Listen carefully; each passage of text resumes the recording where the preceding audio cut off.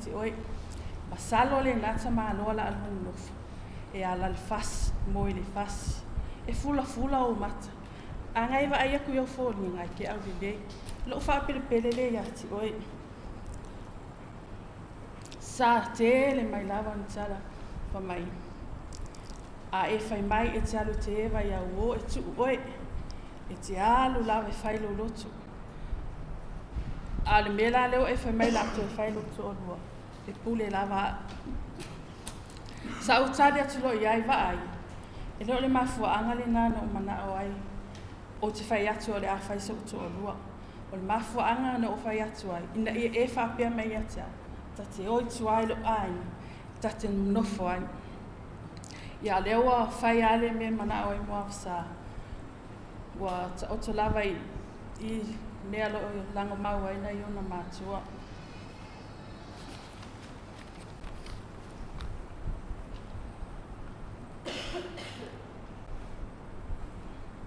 E le tau mate ua te pena i le atua se na fuanga mau mo Muavasa. Awa o se tangata i alofa. Tau si a inga, uto mau lalo. Lea e momoli atuai, e whawhitai na i o maua a inga, wō mai e māsani, whapea au na le atua, moa au tau sanga mōdia, au whawhianga i ai Muavasa ma mai o tino. E langona lava le mawhanawhana, o le alii, ua malanga Muavasa, tama nei aina. Awa whai lava o tau ma whaamanyanga i atia au mani whanau. Muavasa se o te o lua i pele i atia au. Ia manuia lo malanga. E uina matutui ma ona le tui le oti. Ai o te onu sai. O lo tu mau pea le tātau tonga. E le tu e whaalua ina oi. Ia manuia la malanga. Ua malia loto, malia mate wa ai. Ia na gaduenga leina e whaia moa au whaapea o ta a inga. Se tu atu e amanoa se a whanau se pasela mamba.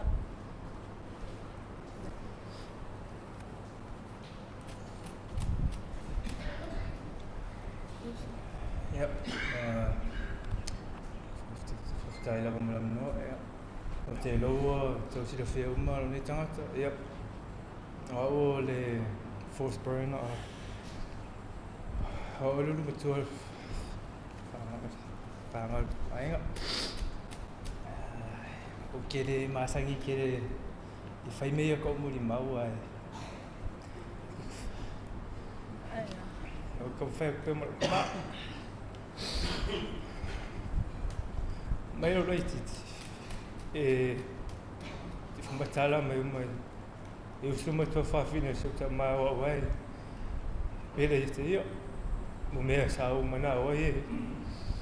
Tanghali matiwa. Mana mai so ta basa ai. Tam whaila vai e.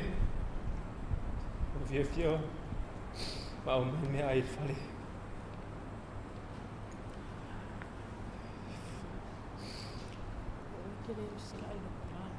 Mai mama whakanga ma seo ka maa. E aso leia, e foi aso leama. Mo ia e matata ata ta mai tangata. Ia a te reo mau e whi makuringa whare pe aruska. O e whasi aso ta maa e ia o i aso la e ki whari. E whalongo. A whasoso le whaona matua. O lo maule alofa. O le alofa. Alo ta mai te au. Ma foi na pai mai ona ni mai.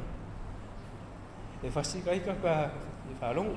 Ngai ke leo aso ke misa wa o ngai. Ka ke usu le kai au po ke a o ngai. Sau whale o manga vo mo ka ka le lo so ta ma o ki ke pasi me sa fai. Alo loa ma mawhitanga o le ngofo fali ya se kai wa ka fia ngofo fali mi se fala mo ka fau ai walo dua ya manga ya ngofo fali fa sa ngai mo ko ngai mo ya fas ya ai lo dua fa long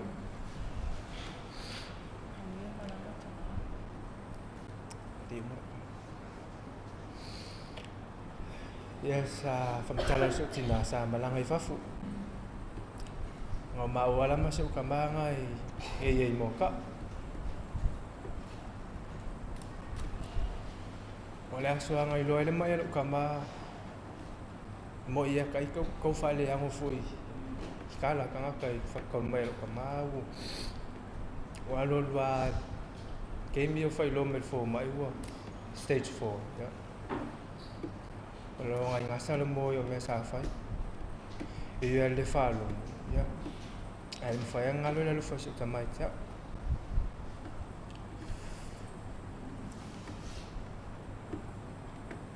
ya me mon la mo ya to te vai me o winga ese te le fia fa masang isi pe ya pe fa fu falling ata ese stangata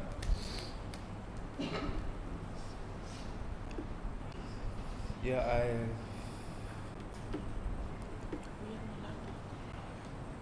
dad ole lo plaska la foi folle dia misia eso vou forme la meta eu le vai tu misia foi lo tau fomo ya mangnya malanga sama misia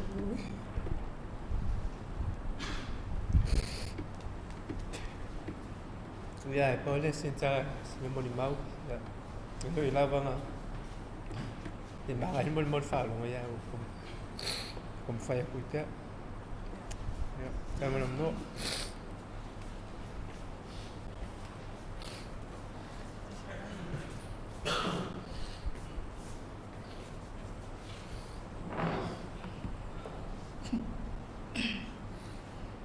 ali fai ese mol mapupu ilenias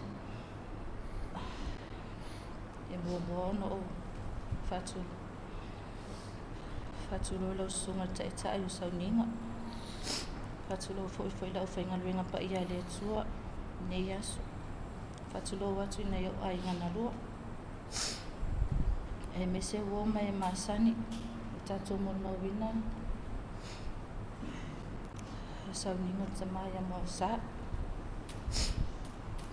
tula ia tuli ni tai mi ono se mol mapupu ma maftana mo tamaya mo sa ne tofsin ni fatsawa ya o shela ni pa le usola itite le sina ma wa fo yo le matua le toin wa fo yo le bele le toin ile mato maftana fela mo le mato maftana ma mosa ole le maftana le sina ma moasa ole fo ile ma maftana ma le tamani ya mta hol fa nga wole sina ma mosa ole mi ala ya yo le sina ma mosa yo ila ma avia oina no wa ai ya mosa mo no bi se tamaya lufa e fai fana e luto mo wala lufo ole ma wala vai ya maftanga ina wono fole sina ma mosa se tamai ese le lufa ya tia e ui lava le o so na fine mo ai si la tu le lufa mosa ya tia me lo nisi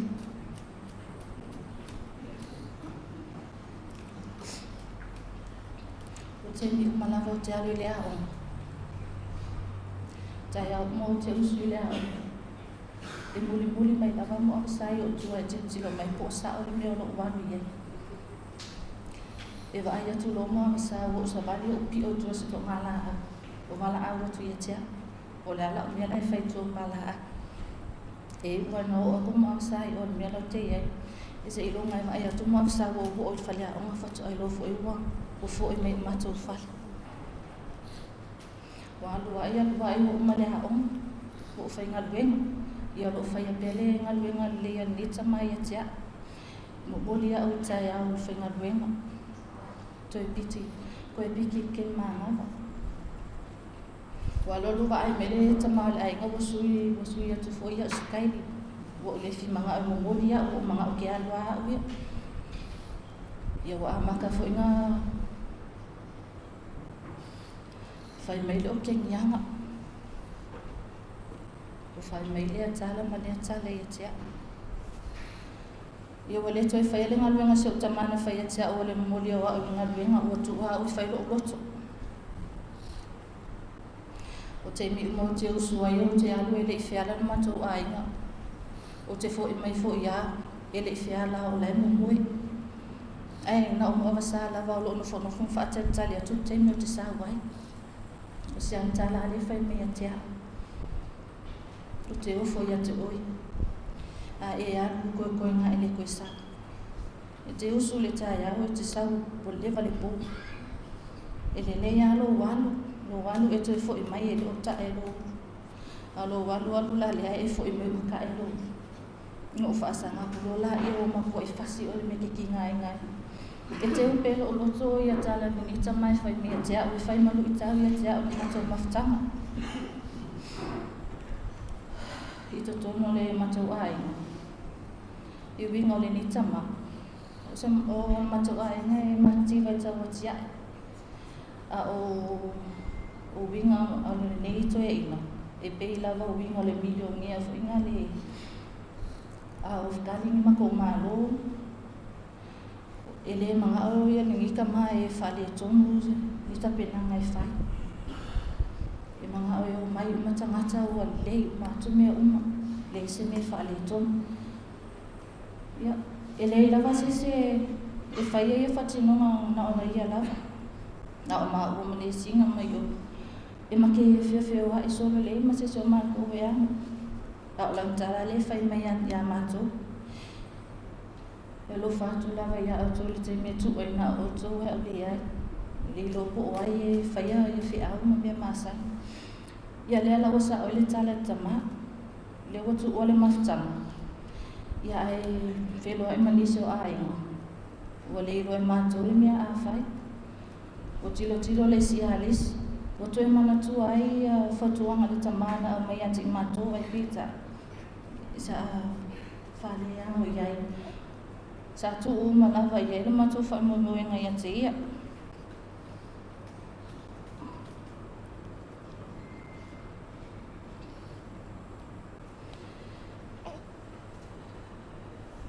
e nei wa e an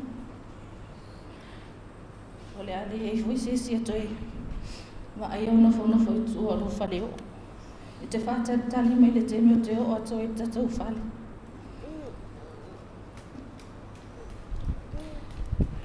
e se fa mahalo e se o ata fai mai e mi sia lava o yo winga i tonu tatu maftanga e te loto alofa e te fai fa nalfo e te le mana o se o langa e o la fa lo e o la polo e mana tu pe la tala sa fai mai atia la ngi o afea era o le o mo mau e lo waso te o afea e o le o si e sa pepe e tangi le loto o na o le tau la o lo fa mo sa o mo e mit ia e mo mau lo waso te a o le o e a na hui le ele se fai lot e pule lava le li i on tangata ele lava nya o pe fa batala ai lo fo lo wanga le ia te o tato mafta ai o te fa fta ia to mo sa lo fo moni ia te ia fa tu anga le ti ba iga fo ina ba ia te awalo nei tagata.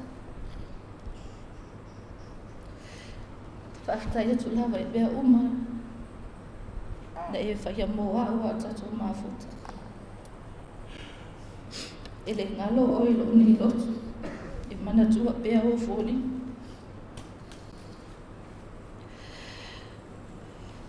Tai.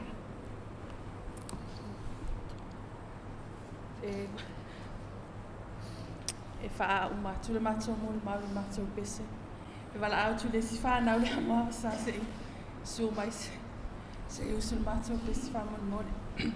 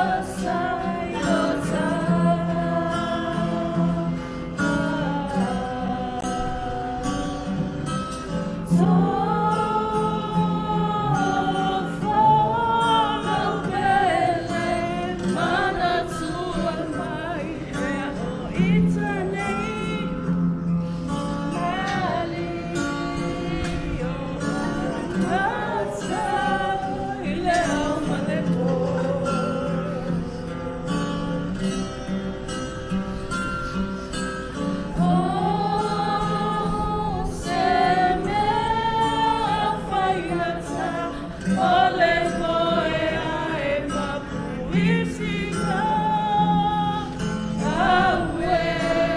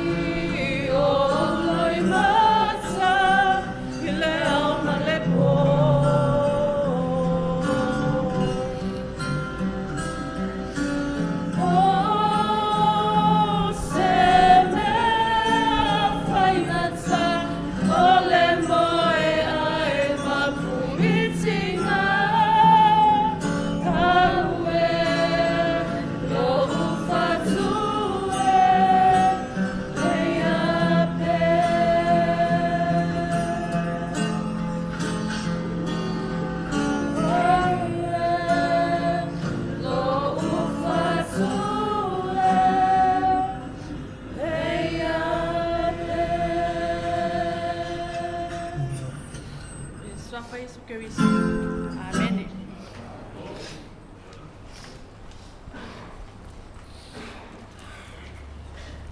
O tautangi atu le pesele, mai disi pesele na matulai. Whaftai i whanau, i sina man whanau, la tau molu mawinga fo i ole. I mele leia si ouso. Tātou pulo kalama la vasu solo atu pea. O lesi vaenga le lao i kako sauninga o le molu maula uso ma tu whawhine o Muavasa. Le ala la malau kia se umalu, lo le sio. Fio mai, ia. A mai ala na mul mau, ono fiele sa la topese Michel Fanau. A mai alea, ono walau atule ia le uso o Iopu, po o Sole Leutele. A mai a sone, ono walau atule ia Katerina Pesta, a mai a Pesta. O le ala a whaise, se upo se o awhine o AJ, Leutele, o le uwe koe leo ilong ka maa o Lolovai. Ia, ala sui AJ. Ia, sumai.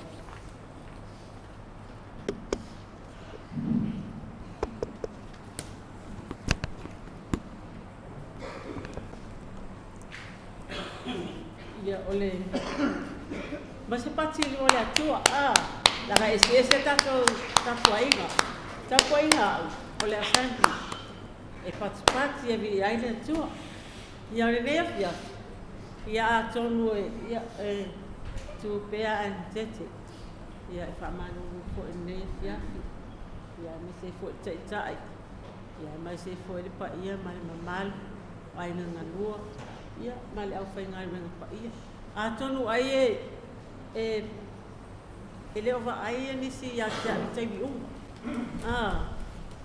i nei le mea o ia plonga nge nei ia o au o lole tima ia o le o fai nei ia o le o tolo ia o sio ia o e matua o au lava te matua e teini ai atu e te matua ia matua le li le tamu ia o te tautala ma le ava ma le minau e fia fai pea se moni mau ia e moni mau ina fo le tuanganga se taimi fo ia o le mafutanga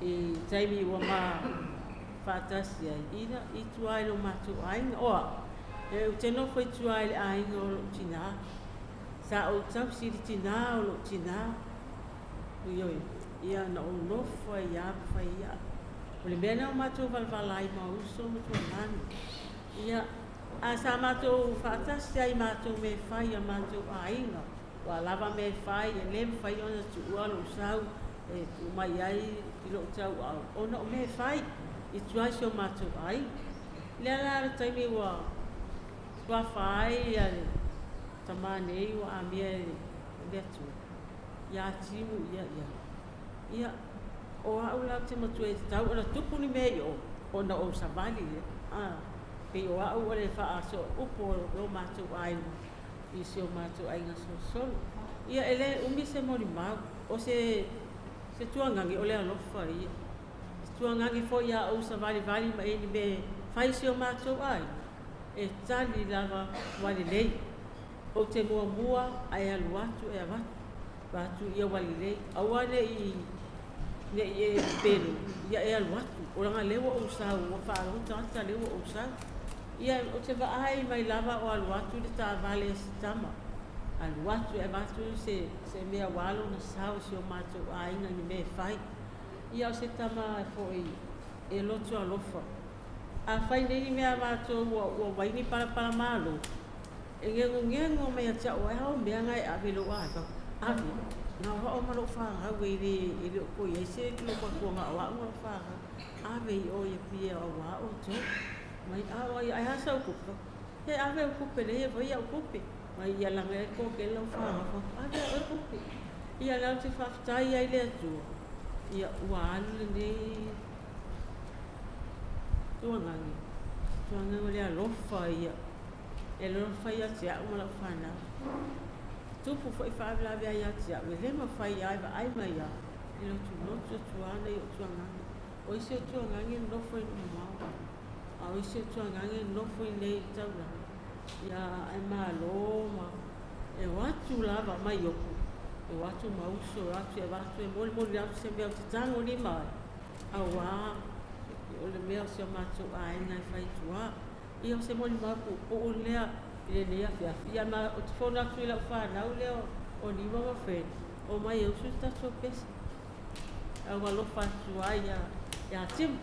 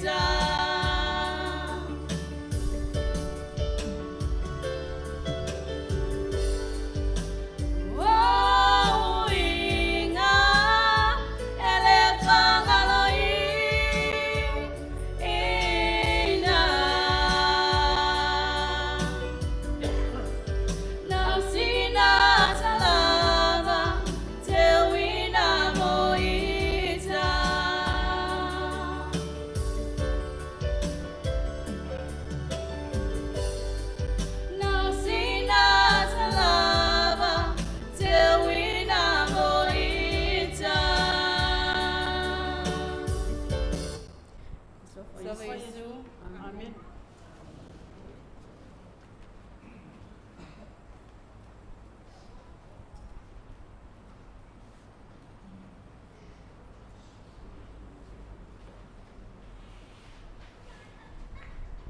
O e ala mai Sooalo soli. Sumai.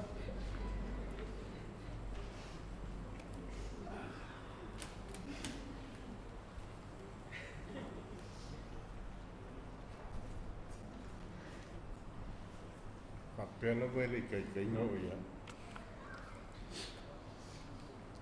Ya o te tula I hava mal falo al tele lava.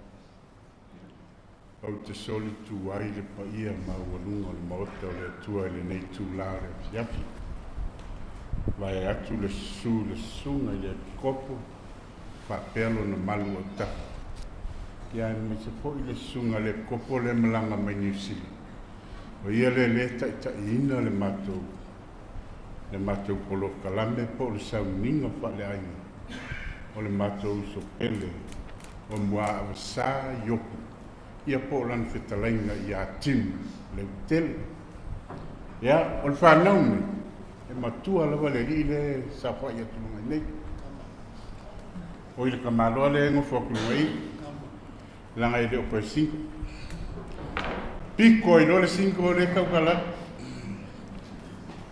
E longa lua, long kolu kama le li leo. O le li leo e leo ke lo wa aia kui. Ke I lofo I o lae pasusu le li ngai se mea wale sa wai. Le li leo ai malo Lolovai. Le li leo le ngoli makama. Ia longa falo I ina mai ka I le leo Katerina. Leo fai poi aku le li leo mau pesta. Ongo lor kamale kengiro lo koi. O ye lima lo koi, o ye ongo lo koi. Ai longa fiku lor kamale ke ua longa kai. O le li le kiki al makofanga. Le li leo Muavasa Iopu leo malifu. Ia po lanfkalainga ia timu. Ia o la umoli mau. Ia ele son fa umie fo. Nanga waso pa pengei a vela pa. Nye ke ua kane kongi fo se si le vela leso. O lo moli mau nge uso. O se uso e kumul fa lolo ya mako makua. Akala nguan fa ngawo ko yaka ma Lolovai. I se fa lave pongi me fai al mako ai. E kala nguan mako makua. Aku le mangoi le lire. E leka kai fai mai se manga. Leka kai mau ke fiwa fa se mai se manga ko po le alme ko pa. Ele ai o le kali la vai le ai ngabo ma ngai ya le nga. O se uso e fa lo ke le ma ko makua. E fa lo fo iong ko fa fin. O se kangaka o si ai ngal mako ai. O se kangaka e fai wo le lei foi. E pe ia mako uma malauria. O ke whawhakai lea kua singa se uso ngā mai mo mako. Ia po se kua ngangi ngā mai mako kua whaki. E osi o sia mako ai. Wa mako lea malesi vai i sea mai kai lea. E a male popo le sua kurungangi. O lea mai lau lia i New Zealand au kisau mai Australia.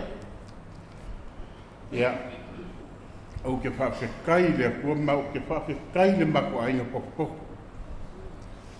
I le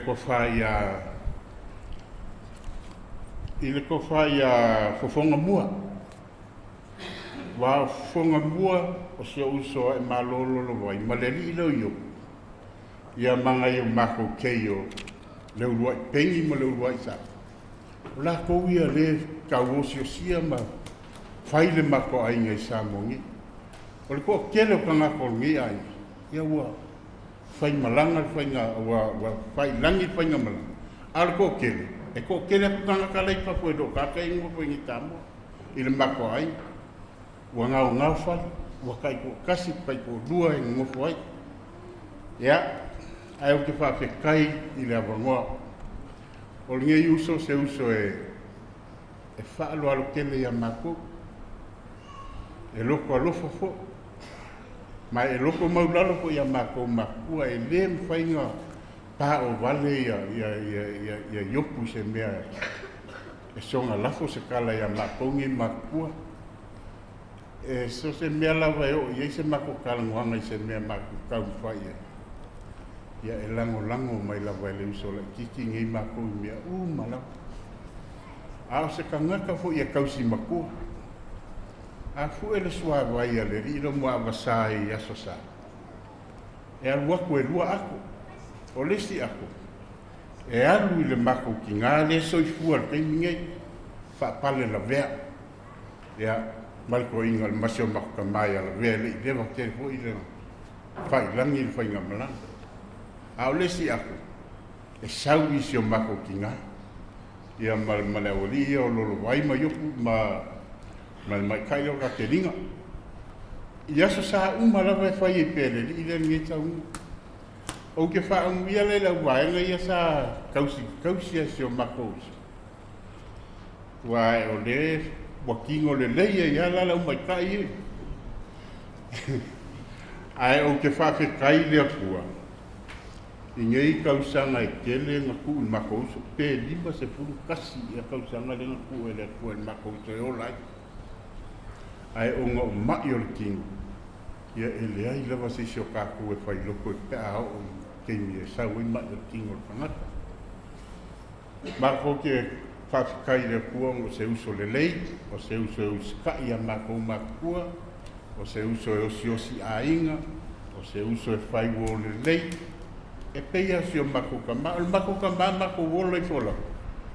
O se kama loa e whai wo, ai le alu la maka mai se lo nga le mako ki nga la va mau ki o le lo al maka mai le alu se lo a fa pe la va o ku la sa o la ia ni fa ngol maka ma ia e ko ingwa ia umang fa ngwe le ka ka ia lo ai ke fa kai mako ki nga o le fingau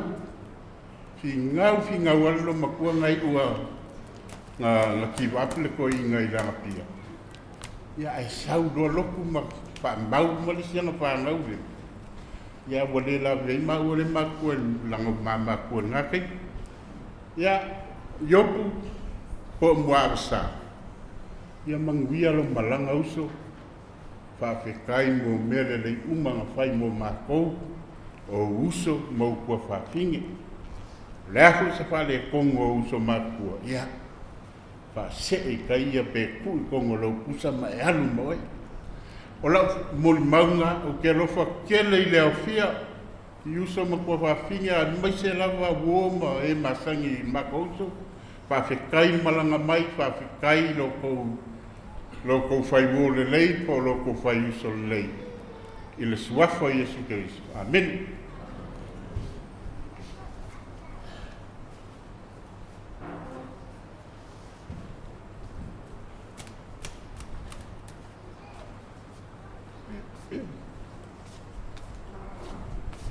Ya. Mole fasa o le lisol fana.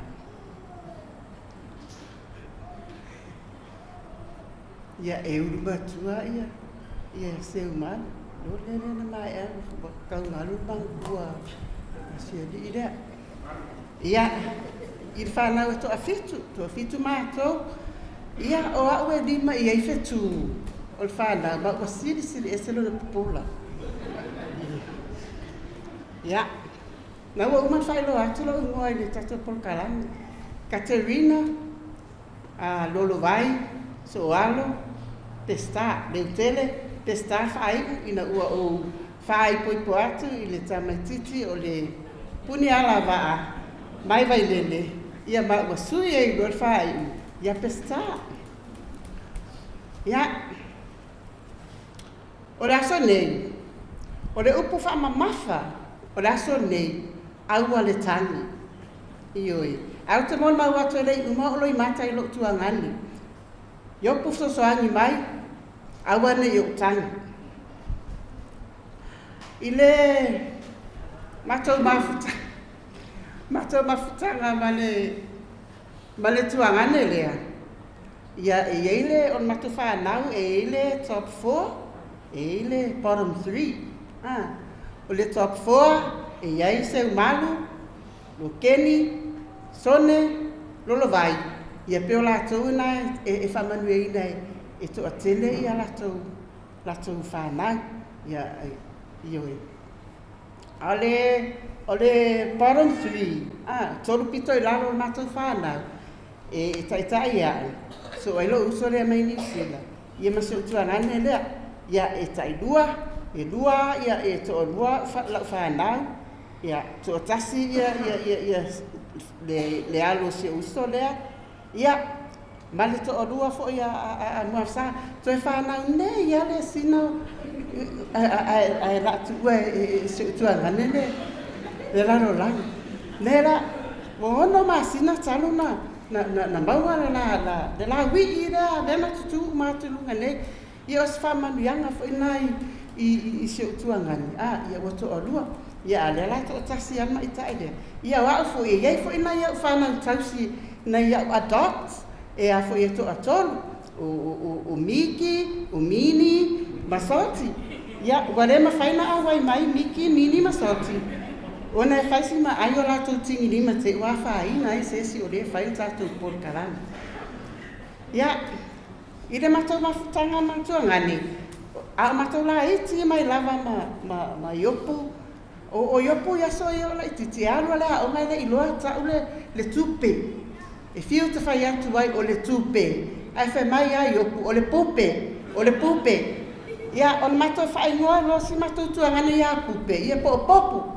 Ia le ngua lava lana e wala au wai pe a kaika roa ia o pupe o le ta ua Iopu ai popu ropo pupe ia o wingo Iopu e le tautala ai a o tai me tautala mai ia o ia o pe ia ni mako me fai pe mate a ta alu e va ve tautala e mato fai no foi la ia tautala va ve Io a fai foi ni matou fontanga fale a inga e tala no ai ni mata a va ku ye se ava no e maku ai esere au tanga ta e tala e lo to mau lalo se tuanga de e a foi este au na vinga to no matou a inga ia ina wa ai matou maftanga na o ngara li ile I vai maunga e ia ila le matou ia se na uso o matou castle e la tu pulanga le ia se fulu 5 tau sanga le ina haseni ai se fulu far ia tau sanga le ina na fa muta ina la o nga Iopu I vai maunga le senga iva ia no folola I o Iopu malea o alu lo fa inga luenga ia si loto tolu a mata ia le fa le pa o si loto tolu I na fa inga luenga ia all time I foi na ta ile ta taua ale ina era iti ala ua taimine ai o atu pasi anga I matou ainga e o anga I fale asiu ta lesi vai ngol pea ia matou pasi mai to mai se I ua na fauma ina la tatau ina ua o taime ta I la tuli wale mfain to e feo I mamau ia ona fauma sau lo tu funga I matou ainga I uluma ia fauma ia matatu I loma se uso lea o tangata e toa lo na loto so se mea o Iopu fo o tangata e tu mama e si o manga to tu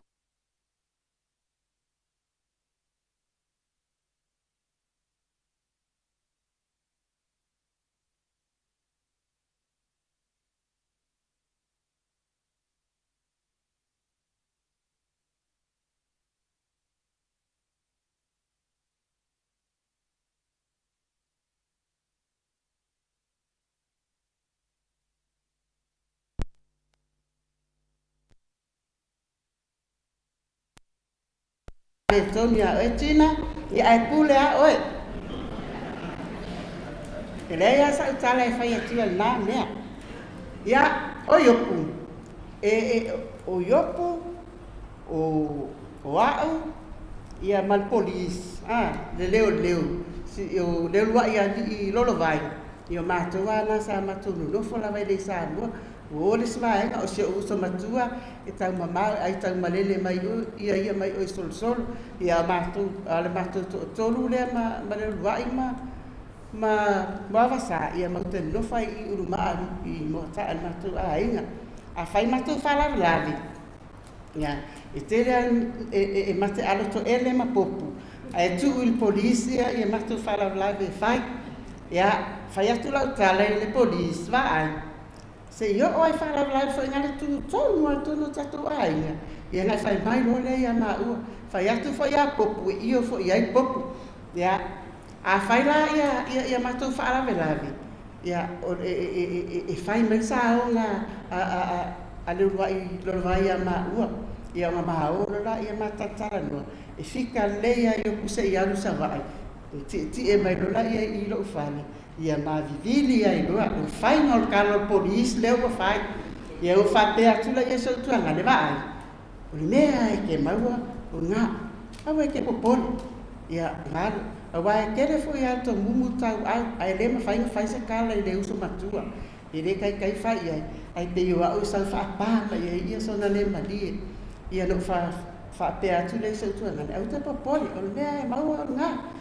Mena le ngai lole to anga me loku ai ko anga me loku I ngai lole io o ngai ekalesia me foi ngai ale ngu alko ele isi kai milanga wa we e sili ya wa o ngai tala le io o le mea o mau o na ya fai matai o matou ainga e le tai o fia matai au fai atu ia fai alu fai so matai ia alu mana o ana e mai ala to na yo tuangani eu mai fai matou whala lawe, e wha mai pa e papele princess. Io, lana tau o le mea ni uri o latou mata, ia o tua whawhine. Ia e whawhtai nei vai tau. I whora ia rea li, man wha manuianga, ia umu whai o nā fo. O fo atu fo i soso ani, isi taimi ina ia utua ngani. Ia e whaatau nua ia matou whala lawe. O winga Iopu, e loto alofa, e ina ia matou te e o a fe atu ia I lona fale e fi manao e no fo ai a fai atu la ia fai ai alu fai la dinga alu kasi al tala Iopu fai mai a vai ai wa fai al kama ia e ku ua e rei asa se fai ia ai o tangata e fi nau ia longo ina ua fai ai ngo Iopu fai poipo ma no fo e fai lona atia e lona ainga e le to e fesili mai lava Iopu ia mātou se mea. E le su ea mai fo ia Iopu se mea ia te mātou. E lua ia tangi lava ia I ona lima. E fai mea uma. E o le a ingo o te loa ai o fai la whare ngore mea. O le olo whawhalea. Ea. I ona to o lua. Ia ea vai e no foi moataa. E no foi moataa town area. Ia e alu kuai I fusi sa whaka. Whai le maumanga, whai le konga whai. Ona olona tausi matua, I le tua a le sina. Te loa ma kua bisi lava I silo matua ma latou a inga. Ia se tua ngane le I ona mio na. O se tua ngane loto alofa, e loto maualalo, ai a tango fo e whai se mea pe a pa ia fuora na tinu. Ia ele whatanga tango la I ai boku. Ia ai e loto alofa e whai tua whawhine e talu ana matou mafuta ina ua matou na ngata lava le afoi le matou fufusu ma Iopu matou la iti taimina wai whai tamaleanga ia matou matua awai e afoi o le wii o matou whanau ia a o taimi o matou tua o le whaaroalo ia se tua ngane ia matou ele ai rava se mea e whaapepe o mea wa mana o mātou e whai o mea whai ngai lolo I lolo tā ofi ele o stanata e tautala soo ai whai tala maalie whai tala tutui ina ua alo e whai maumanga I tua o mea whai ngā wenga mana maua mai na mātou polo ke ki o ma usaula ia ma o mea whai ngā wenga ai sa whai mai au mea ngai sa ua le whai lau maumanga I kuafa ia alo ko saule e o mai taimi nei matele to whai loa I ma o me whai ngā wenga I o le suo, o le kipi, o suo kipi, ai o whai atu ai, o wheta, me whai ngā luenga whai mai.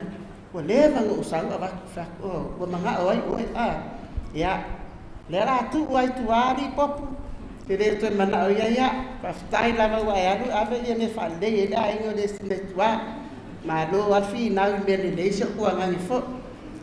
Ia, ina ua si i mai sa utuanga le lua o whai unga o le lua o lo wha.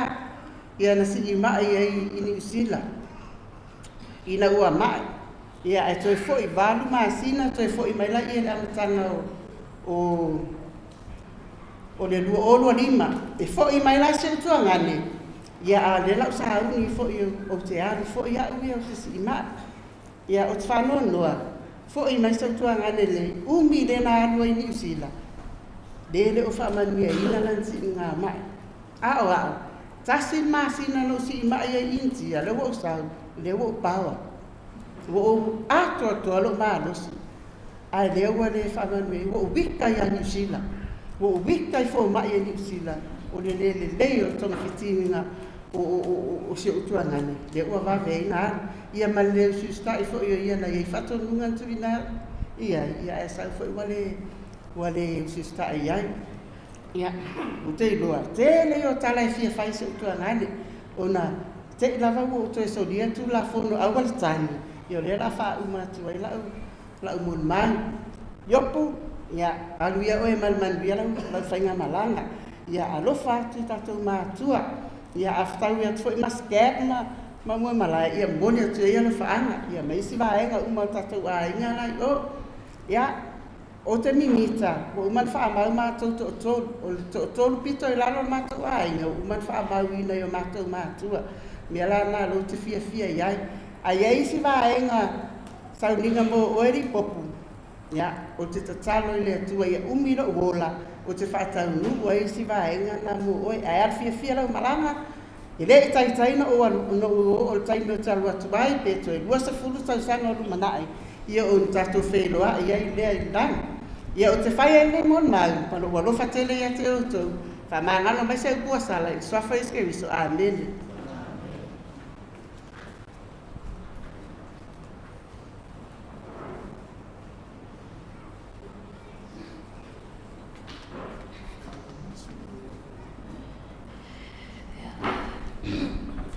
Talona o Leutele vai la vai Leutele mau le mau se mali o matawai. Awai tangi vala. Ina ua whaile e pakalami al matau family service. Se le tu ina le no Leutama. Sa tu e le ngoa la wali o silo maheri. Awa o fia tangi vale pe o Leutama. Alo te fiu e tawai o te la wali. Longa wine tangi vale foi. Ya, o Muavasa, pau lava leo la anko te loa matua o fefe ai lava. Mai o anko suma. Awa e te mea o lai titi. Masalo le wha pole lima o tau sapa. Ia sa o tata lai titi fo i pala vali se tu lau leo fia. Ia sa tu leo te lava.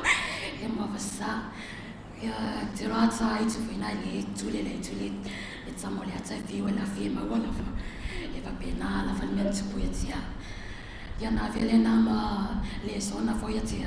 Se le toi fai ai lava na mea. Ia o Leutama ma le matanga Leutama ma Muavasa e matua ma fana le matua le lava. Ai te me misai e vasa ma matua Leutama na oi mo ingata i mota. Ai ta silva ia so fa lo mo tofili a Muavasa o fai samasaka la sai mai samasaka. Ile temi ua moa mai le results ali for my he was stage 4 here. Yeah. Ia Muavasa sa fai livia Leutama. Tu te alua vai a suele vai ngalmenga. E não foi essa porra não uso. Ele vai a sua mulher a Muavasa. Ele caso lava na sano me Leutama mais vai. Ele é muito vale.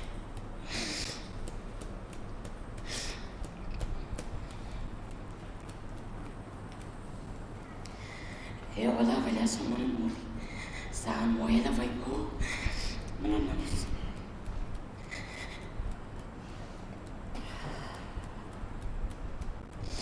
Tele usi taimi na afatu hiya. Matotala. Peana ma aho ana ni oleva. E pelo alu Muavasa. Ai ve mai lava na mtala. Ele se matu ve am. Kon mele o ana ia lava falomona. Fale uso. Tu salava pela i titi. E alu lava e fia mafut sama malona uso. Ole ala ana tau e fia mato regrets. I mato tala na vela tama.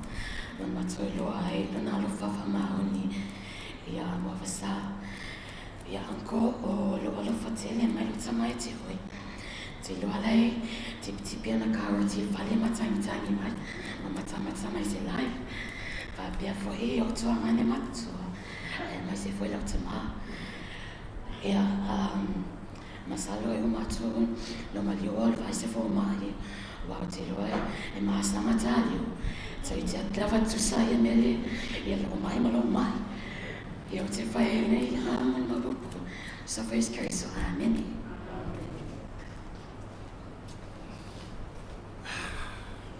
Ya, malolo sa. Ole ala mala. Aso solo tua ina.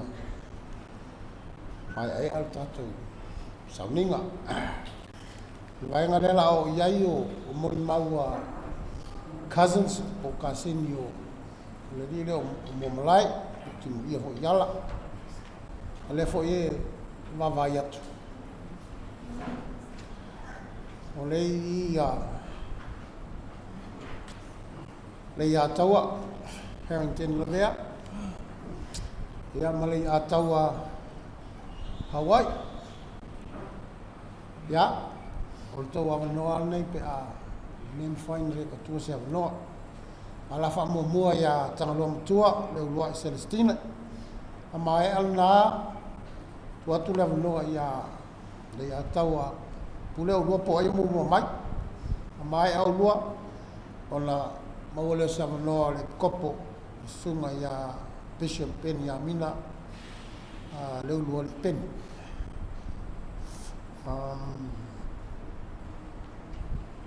Ja, o toi kuak, of kai.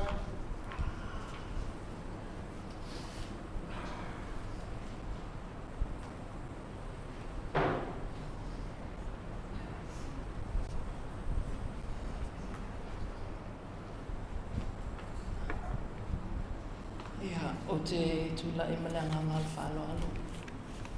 Pai au le tato au fiene nei la mafia fi. O te whatalo whātu. O te loa ua vela fo le whala. Ai whaftai tele lava i le atua. O mwhai on tato poto. O le asol nei, o le family service. O le lotu whale ainga. Ai o lau titilo atu nei taimi. O le toa tele lava o tātou o wō mai e māsani. O le matou au pa ia. O wha amanoa ina o tau taimi. E o mai ai mawhiwhi o mai tala mai a au. Tātou te moli mauina le aso muli po le aso fia o le matou tua ngane. O te whaftai tele o leo te waa i atu o lo tātou whaatasi ma le sao le nei a inga. E fionga i a le awe. Asi. E wa i a li pele i u. Ai me se fo i o matou uso matua ngane ma a inga. A fifio ma mao mai. Alo o le fionga i a asi a le kana. Ma le toa tele o le mamalu e tātou a inga. O tō pa ia ma mamalu. Tū mau pēa. Tō tūlanga whaalupe. Tō mau pēa e mamalu. Ai tātou nenei aso. O le mea lea. O te whaafitai fo i ua tātou whaatasi mo mātou taitai. Bishop mo na Soswani. Ai mai se le mamalu taitai o lo a fio le nei aso. O le tūlanga le te titilo atu iai i lo i mua. Moli maua cousins. Tanga lo matua ia le ua ia li Celestine va au. Ia le ngalo i ilo ua whele o la vea. Awa o le iwana e silina pele e tia. o le tūlanga le sili na mana i langa nua Samoa. O mea nei o cousins. Ele whatulanga ina i o matou la mona. O matou tuangane. E pele i o matou loto. O lo tūlai lai le nei asu. A vea au masui o lo matou tina. O tau sila mai. Wale a wai o matou tina. Al matou tina o le wa ia li I whaapale. I le asas fulfai Januari. Ato o toli e matou tina. Ina wa whai mai fo mai o tau matou woitu. Sa o I loa. Wale o toi umisita I matou tina. Sa o tatalo I le ali. Ilo I loa o ta oto matou tuangana. Ai whapena fo I matou tina. Sa o le lopo ai o la ua o le amua mua. A ina o whai atu I le tina. Wa alu lo tama. O Muavasa. Ia. Sa lue mai langa luna uli atia. Ana tala ia te I mātou. E whai ia le leile aso. O le tautuangane. Sa whai mai atia.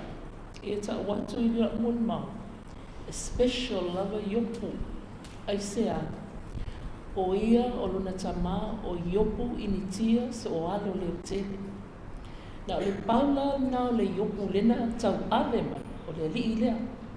Iopu lea. O le alana e ta ua ma special ai lava Iopu ia te ia. O le la mafutanga ma lo tina. O se mafutanga o se tangata tautua. E fu e le sua. E saui tau si matou tina. E le ai valea se mea ai al tama lea. O lana mafutanga na. O whaunianga fo ilo tina.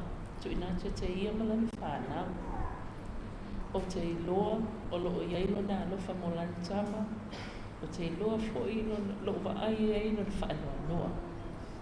Ai na te italitonu. Ua te ahatu tina mai tino na tama. O se waenga o la mon mau.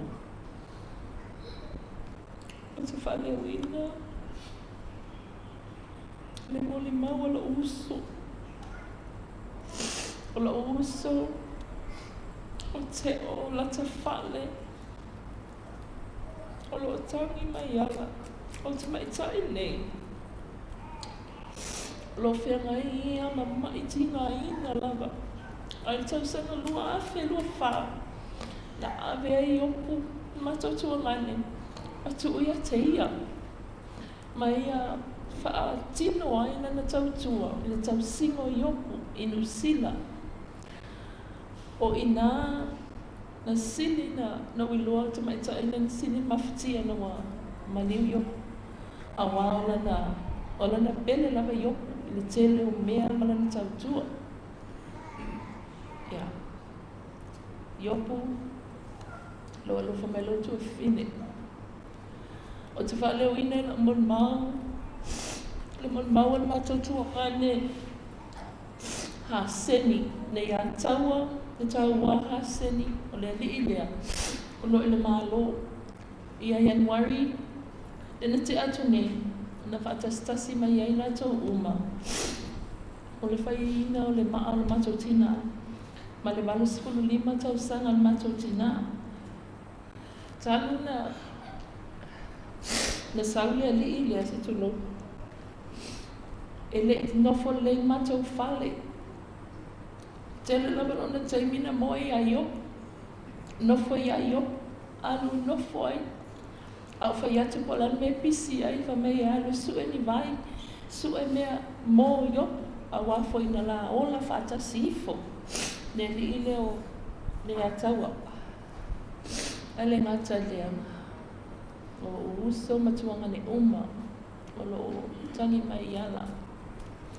Le latua lofa i le li lea. Ne li lea. I pele ia mātou le li lea Iopu. Mama whatanga le li lea. Ama na usau le siaso. I na usau Iopu. Ai wha mai Iopu e te au whanua noa la. Le li lea. E ngalue mātou whanua i tai. o ia lava sili na alu iai, ma te whanua le tau whanua sā. E iai tia o mātou tua a. Ai saule li ile, waso sofa atu e mātou tua a oile lona whanua. Pamele le li ile e tia, o te fia alu lava e toso se pā, ia awa ine i toa ieni bebesi. Awa wa ai atua wa mai lo tua ngane lea. Ile tai au pōna stona. No tanga ia mai la ofenga luenga, mato malanga mai loa, mato uo mai loa, mato uo whatai, mato uo loa ile toso pā. E ato mato ainga, o toso pā. Ti ngā le tele o bebesi na iai, ai whasino lava lo lima, toso pā, toso pā, toso pā. Ina wa umal pā, wa mawal pā, wa tūl pā. No wa ai alfia fia o lea li ilea, ma whamei e te awhaftai la. Whatul pā lea, le to iai e se bebesi. Ai ina wa mai talua i nei anu o walatu. A mai lan tala ia, awane ngalo ia o il tāpā. Wa ai le tāpā. Wa ai le ele o tatu a inga o le a whaoa. Ia, o winga maa lie na o matou tuangane lea. O se tangata, to awhi maa lie la tō wha. Ti ngā lewe vesi whia, to alawa. To alawa e nofo lava, to alawa. E loto maua lalo, e anga malu.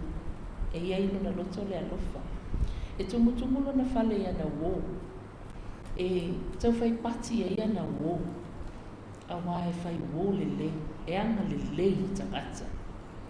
O le matou mulu mau na ilo matou tuangane, ilo na rolanga, a o matou whātasi ai. O la mulu mau e tuina atu te iloa lai whaalungulungu me le anganga o lo tuangane. Ai mai se le awhia. O te iloa lo soifua le atua.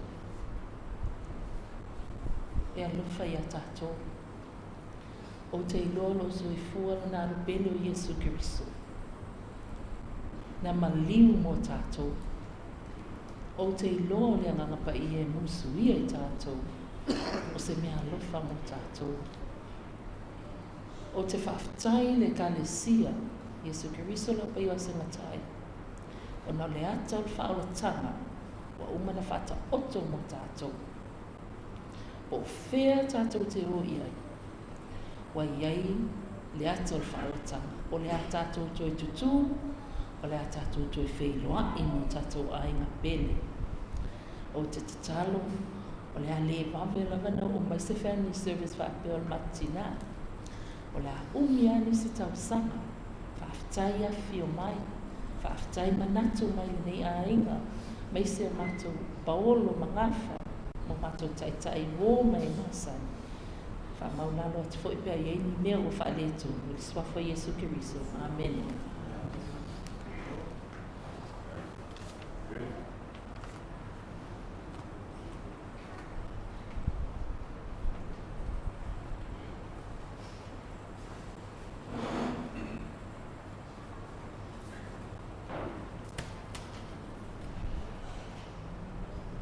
Ia whaftai mo lo ua wanoa.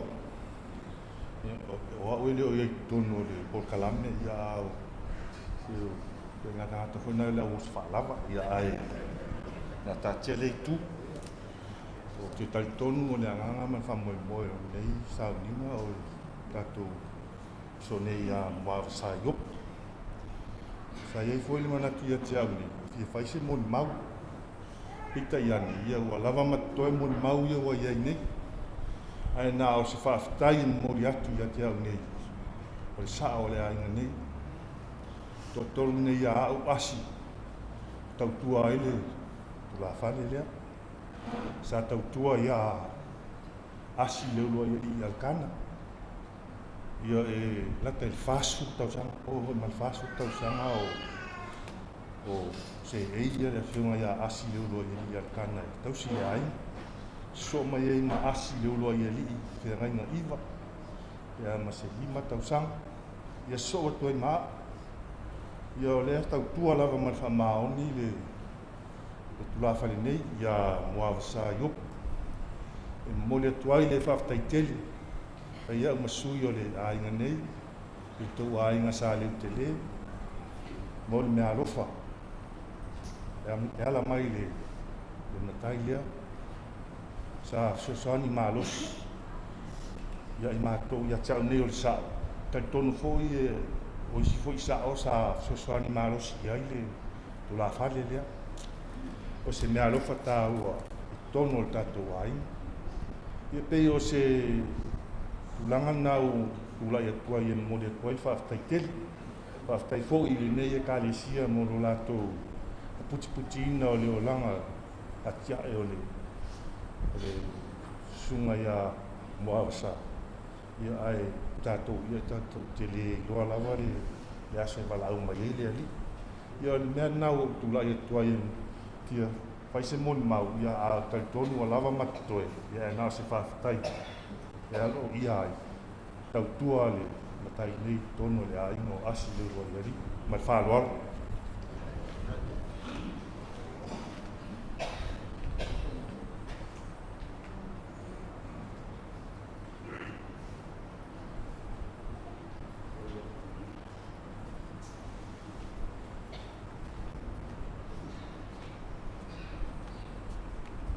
O te tūnai lewa tele ma le whaalalo ta wai. Ka tulou fōu i le mauta tāpuai o le tua. Ka tulou fōu i le asu le nei, whapea le langi lea, tulou na lava.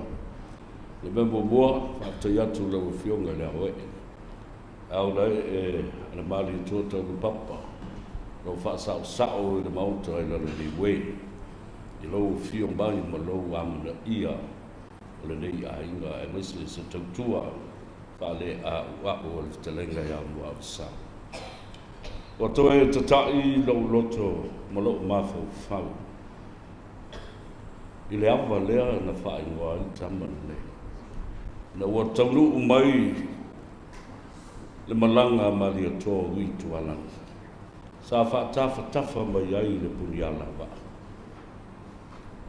Ai o ina ua longo le malo te tea. Na whai atu ai tuli au pupu i le mali atoa. Sau e tutu lau sa ngā tei. A ngā i atu ai la ia lea, a mapu i whangalene. A wā wanu tia i puapa, ai mapu i whangalene. Ai whai mai le whare fiori, sau e toso lau wā i ngā tei. Ma tutu atu i le Muavasa i o ane, i la ua lo lato o lua e ta i atu le sao le mali atoa. Le ngō le amba e tā ua mamamani o le Muavasa o le mali atoa. Lau ingoa le ia taua sa vea le ua i li. E tele i ingoa Sooalo, Leutele. Ai, au te molimau i le mamawhtanga ma le tō whae a Muavasa. Pa se ali e siri ona pele i o mātou loto. Pe ona moni maulu mātou tua whine e atanga lo matua. E whame melo i ai o mātou loto ona o le li o le ataua tau ili ai malmalo haseni o le fita ale malo tele o Amerika. E tupulanga le lei. E toi titi fo linga fatasi. E a mio fatas, e lanu fatas. O mana tua lava, a whaine tōninga o korisio sa mo mal tōninga o le vai maunga. O na o leo la wali i le i le au. Ai leo se au. E mau le pupulatanga i luma mai o le whale o siaki ma susana i aso i. O na tā o oto ai le i la lui i. E whai e la mea ai ma mamoea. Ai o ua watu ia boi malai ma pe ai le ulu. Tino i voi lalo. E lua tōninga lai tā o oto le leia i lalo le pupulatanga. Le tōninga le kolisio sa mo asen. Ma le vai maunga ia Muavasa. Na vea nei o wali i o ni uso. Pei o se whanau ia te o lo matua o le whanau tō tene lea. Ala vea ma leulua ia li I whapale. Mai sa avea o se vaenga o te usita I ai ma o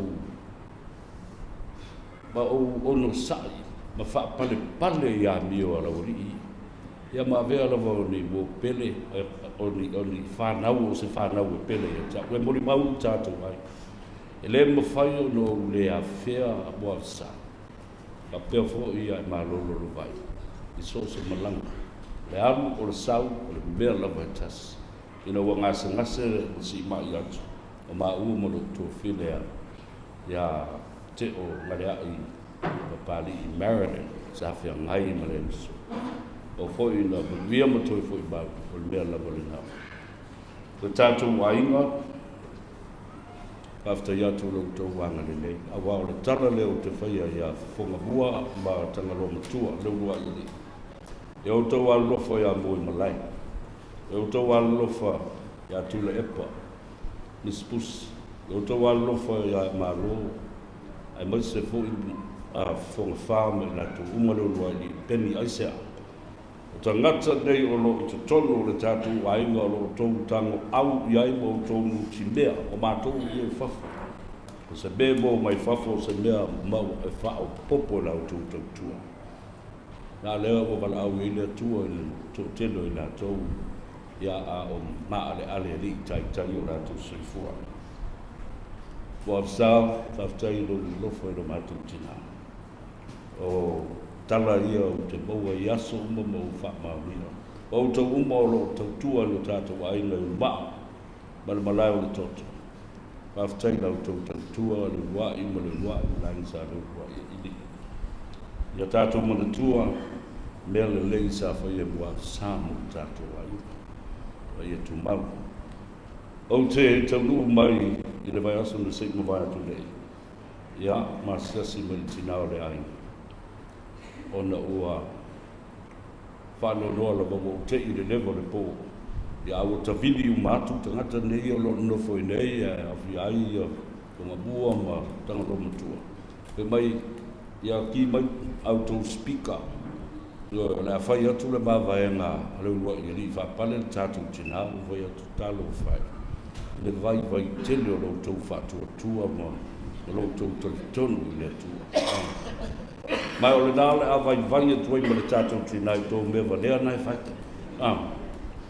Ia, nā utala noa mai le tina. Ai o toi lele mai lisi aso na so. Vātu mama, o ele wharinga na mai le tua I e tau. I le I tahi o lo teini. O le au vaenga I e whaloto vai I a tau. E wala iona e whai mai wai fi aru fui po oi. Ia leana e whai mai e tau. Na whairau miti pei se wharinga. Waewa ai le anganga o Sooalo malavea. O mai tutu mai matau wala au mai atu e mai sauloa la. O tau se sila I mea ti Apollo. Whai la wali ina maola anganga. Ato e o mai ma ewa ai e lau miti. Nei whai nei ai. O e whai se lua mea haunga. E te lua tā lai I le palateiso. O mea o lai whare pui ai anganga o tangata lea. Ai lua mai e tau ana watu o ele tai tai la walo tai. E o tali tonu e si o te nawana o tango whamatala ia. E tolu o vai aso. E le iei se mātou e pikopo, e le mātou warota I New Zealand. Ai te ua walu la sauna e lotu lo whairola ia le mātou senga lau pilistua. Lala mea ua tuku I whapea ia tamal tātou warota e leise e pikopo. Ana o usi stai tu la fono o le kalesia, ma u tausi polo inga le kalesia.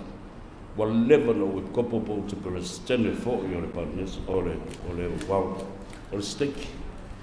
Au lea lava la sa wha ilisi uso I o au tafa o whatalo ia. Brother Williams ta pena mai o oe le epikopo o le atofia. O le vai aso fo o te latu le lotu ai whamanuia o le epikopo fo le na le warota. Wa tali e no lala wali iwe mai sa wala so tu la fono le sa tofi tato kopo ale tato le nofu. Alia, o le musmusunga le nā le nganga le tu. E tu le tele ni tu la fono tu soria, nā le whaita anga amare upora potu. Te le whasi o tangata, te le talapelo, te le whaia nisi mea mga oi ni mea wapena. Ai ahamu le tali ia tawa lunga ia le le yaso. le malanga lo tātou uso se tala tātou te fia ai mo tātou tali e. O uso o tō whawhinu o mai masari paolo mangafa sili langi ni nili mani langi sili. Ia, o lea ua tini tō ainu i tono al mauta le rei ma le malai i ulumaa. Ia, o tātou ainu, aro whangia le tua, mogo le nganga, whamawhani whana. Mai se whai o tātou ti tai i lo sawa tu nei, whatai Bishop Sooalo o tātou tue whenua ia. Whai le nei mori mau. E mauni pere e kalesia e le mawhaina se le bere na, e sui le awa e le sui le kalesia. Ia, ro whamai le tua wai mo tusa so tātou muruia. Ia, ma whamangano fo i so tātou whale tō. I le swafo Iesu Keriso. Amen.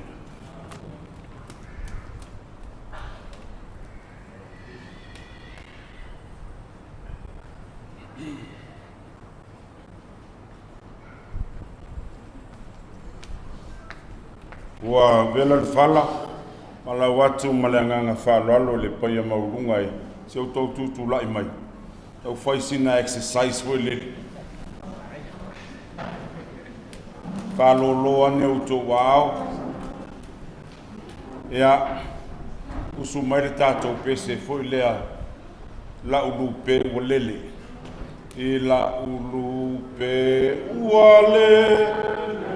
Le ile vau mau, talo fai la upe le ua le iloa, ita ate ine oloa ngā soloma, tilo te leo sawa.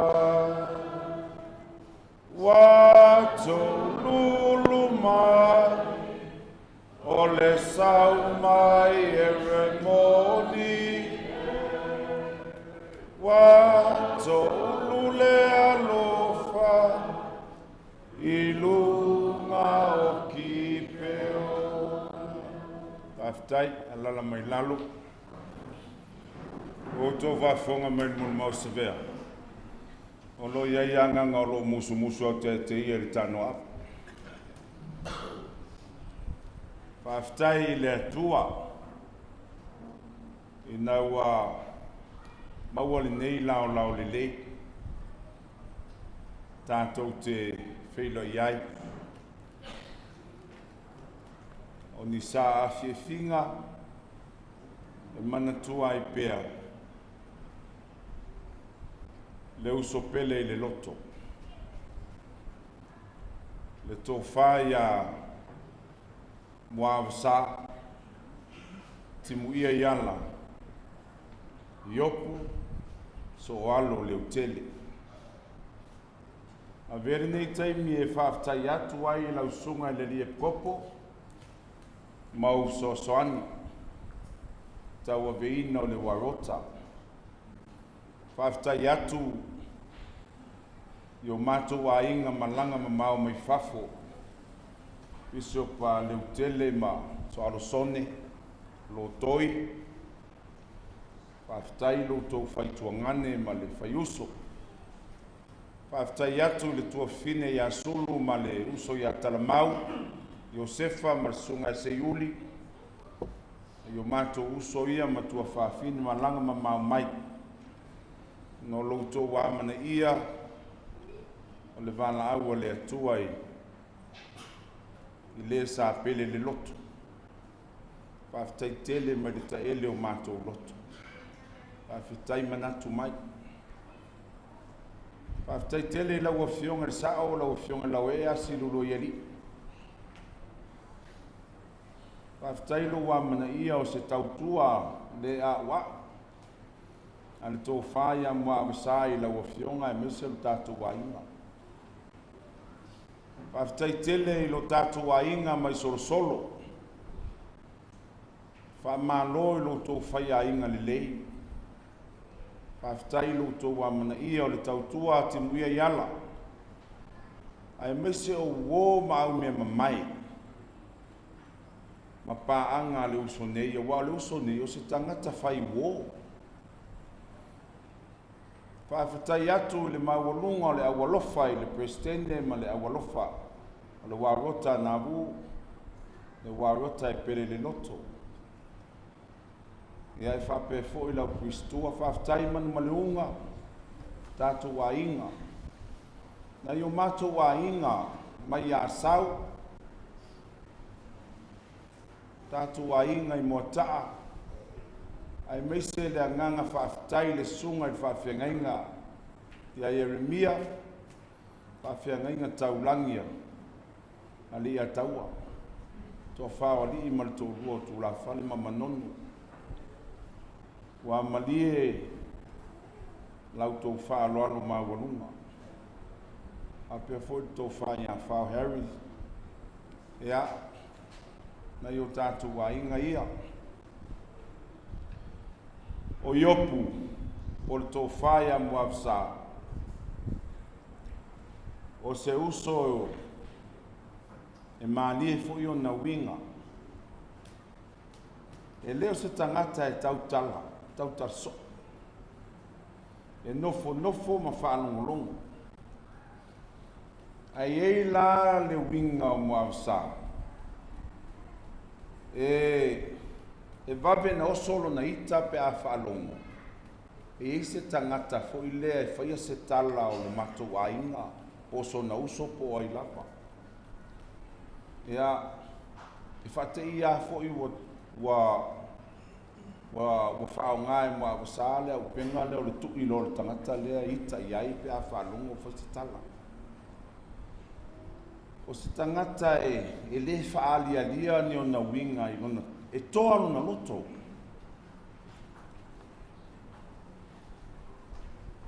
O le tangata leo Muavasa, o tangata ese le whai mafutanga le lei. E pele ia te ia lonto o rua o le sina, marana whanau. E pele ia te ia le tina o le sina, matua ngani o le sina, mauso o le sina, ma le ainga o le sina. O se tangata e whai me le lei tele la inga o lonto o rua. Ai, o le mea o te fiata watu. O se tangata tautua.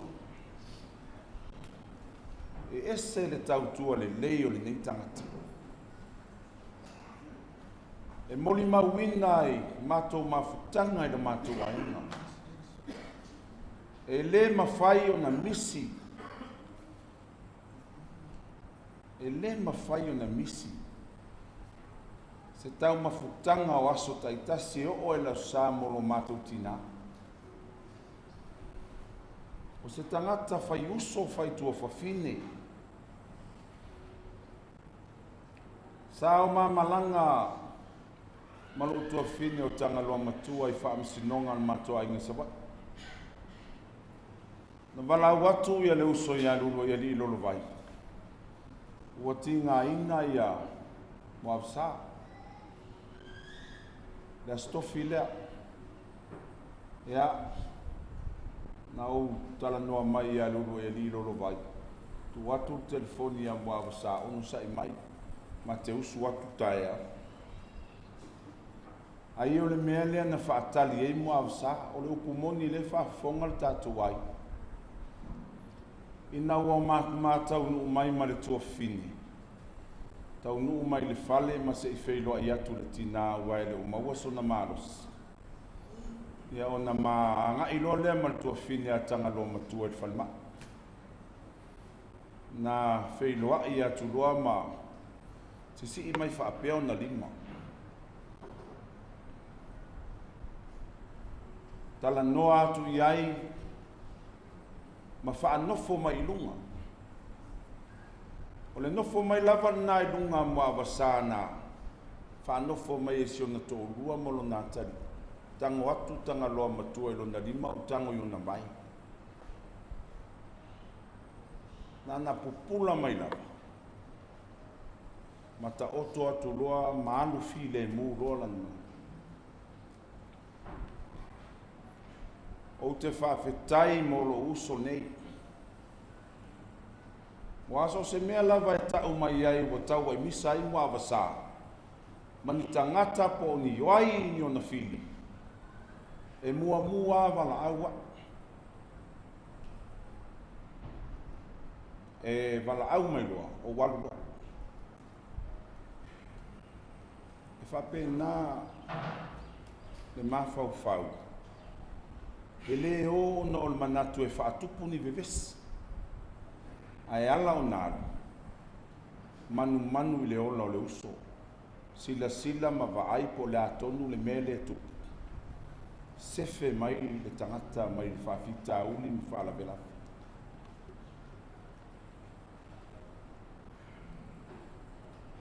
Tato au pa ia a whai e le asa whale tonu o Muavasa i lantau tua lotu. E a alofangia e whaatawhea ni ili mamate o lana tautua i tutonu o luawata. Le vāma lau sunga le pukopo mausosoani a mese pa ia maulunga o le tātou warota. Whaftai tele lo wainga pele. Whonga whai sa ako ma lo tomu tā whale. E ulua ia li peni. Whanau a se uso pele ia moi malai. Wini. Nua alu ma Sooalo intia. Ia whape foi se uso pele wa e malo mispus. Se o nātari o koti. Ea. Lulua e li Lolovai matanga wa i mano lātou whale. E wai umanei foi whawe lave ta apel mātua inga. Ia e toi whafsanga i lava na i mātou o lo nonofo maola i Samoa. O le mon maulea. Mo wo mapaanga mo i malai na malanga mamao mai atunu mamao. Ia e mese e o lo iai i Samoa nei. Ia wha maangalo le uso pe a whai. E ei se wha le tonu lo tō vānu nofo. O le nganga maualunga. Ia maua le tātou whaalwhanu. Ia maua le toa while mu ma wha mawhana whana le nganga o le atuai. Mawhtianga o le mawhauwhau o na o mawhtanga sa pele ma mamai. Le sina whaftai tele lava. Whaftai tele le teimi a toa o whiangai mo i malai a Muavasa ma mai o le tino. E le i whaatafa lo whaamaoni ma siau whanau. E le i whaatafa mātou te mori mawina. Whaftai lo walofa whaamaoni a Muavasa. O lo mori mai alo whaanga o tātou a inga. Ia tunu e mamau. Ia tau a seni ma le to'olua. Ia o ngalea i Doreen ma le whanau. Te o la tawhale ma si ana whanau. O i to maleifi ma lana whanau. Pa mausili vana ma tauilili la uli ma le whanau. Ia ma o tātou a inga umalava. Ia o le tangata sili na o misia i laso ni. O misia lama le uso ya rugo e risa mwelu. O le si lea ta maa po le uso e ma whana le la mawhtanga ma Muavasa Iopu. Ai ue lea, ia laua mua atu lulu e risa mwelu le lai tu o le veli. Ia lala ufia fia le la latu Iopu e whai nisi la tala po ame e tupulai. Manu e telele, pa moe moe o le. Sauninga wha le ainga, to whai a Muavasa. Ea po le talenga ia Timuiaiala Iopu Sooalo Leutele. Manuia ia nai o tātou taitai. Le popo mto soan ia whapea foi sua to sunga ia pisu pa Leutele. Ea mo le whaamaina o tātou sauninga. I le suafa Iesu Keriso. Amen.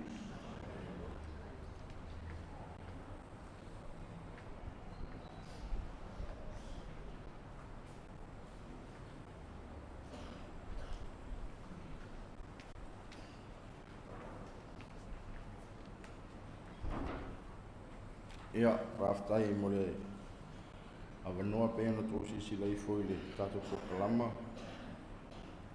Na e iai ia le ingo Bishop Lolovai ali i peni. Wa o le sui o tina ia Lolovai Sooalo. Whanau mai tama ia aingalii. Ia maltina ia tofi. Ia o mātou i o le nofo i nei o mātou ainga i ulmaa. Mau te roa le uri ia le mana malama tele ia Muavasa. Ono tupulanga lea le Yesu ngali le popo ia ma te mafo ia tofa ia mua o le mato tupulanga lea. Te masalo te matua la titi ia Muavasa pe lua le tau sanga. Ia ma le atawa senior lo ile fita te minei. Ina matua maftanga malauri ia sa matua onga i pesenga. Stasila aso matua onga i pesenga o matua nofu fatali ia to ina ia la ve la to piki mi matua fiu su ere lilo Muavasa. Te ova tu savali mai tu pa ke inisie. Tafto toi uma iaron off. Sida dule ia ile lilo. Ulan mo to toi ron off ko me sa fusuma tameti vai mosu. Tameti foi le ala ingo. Ti fea.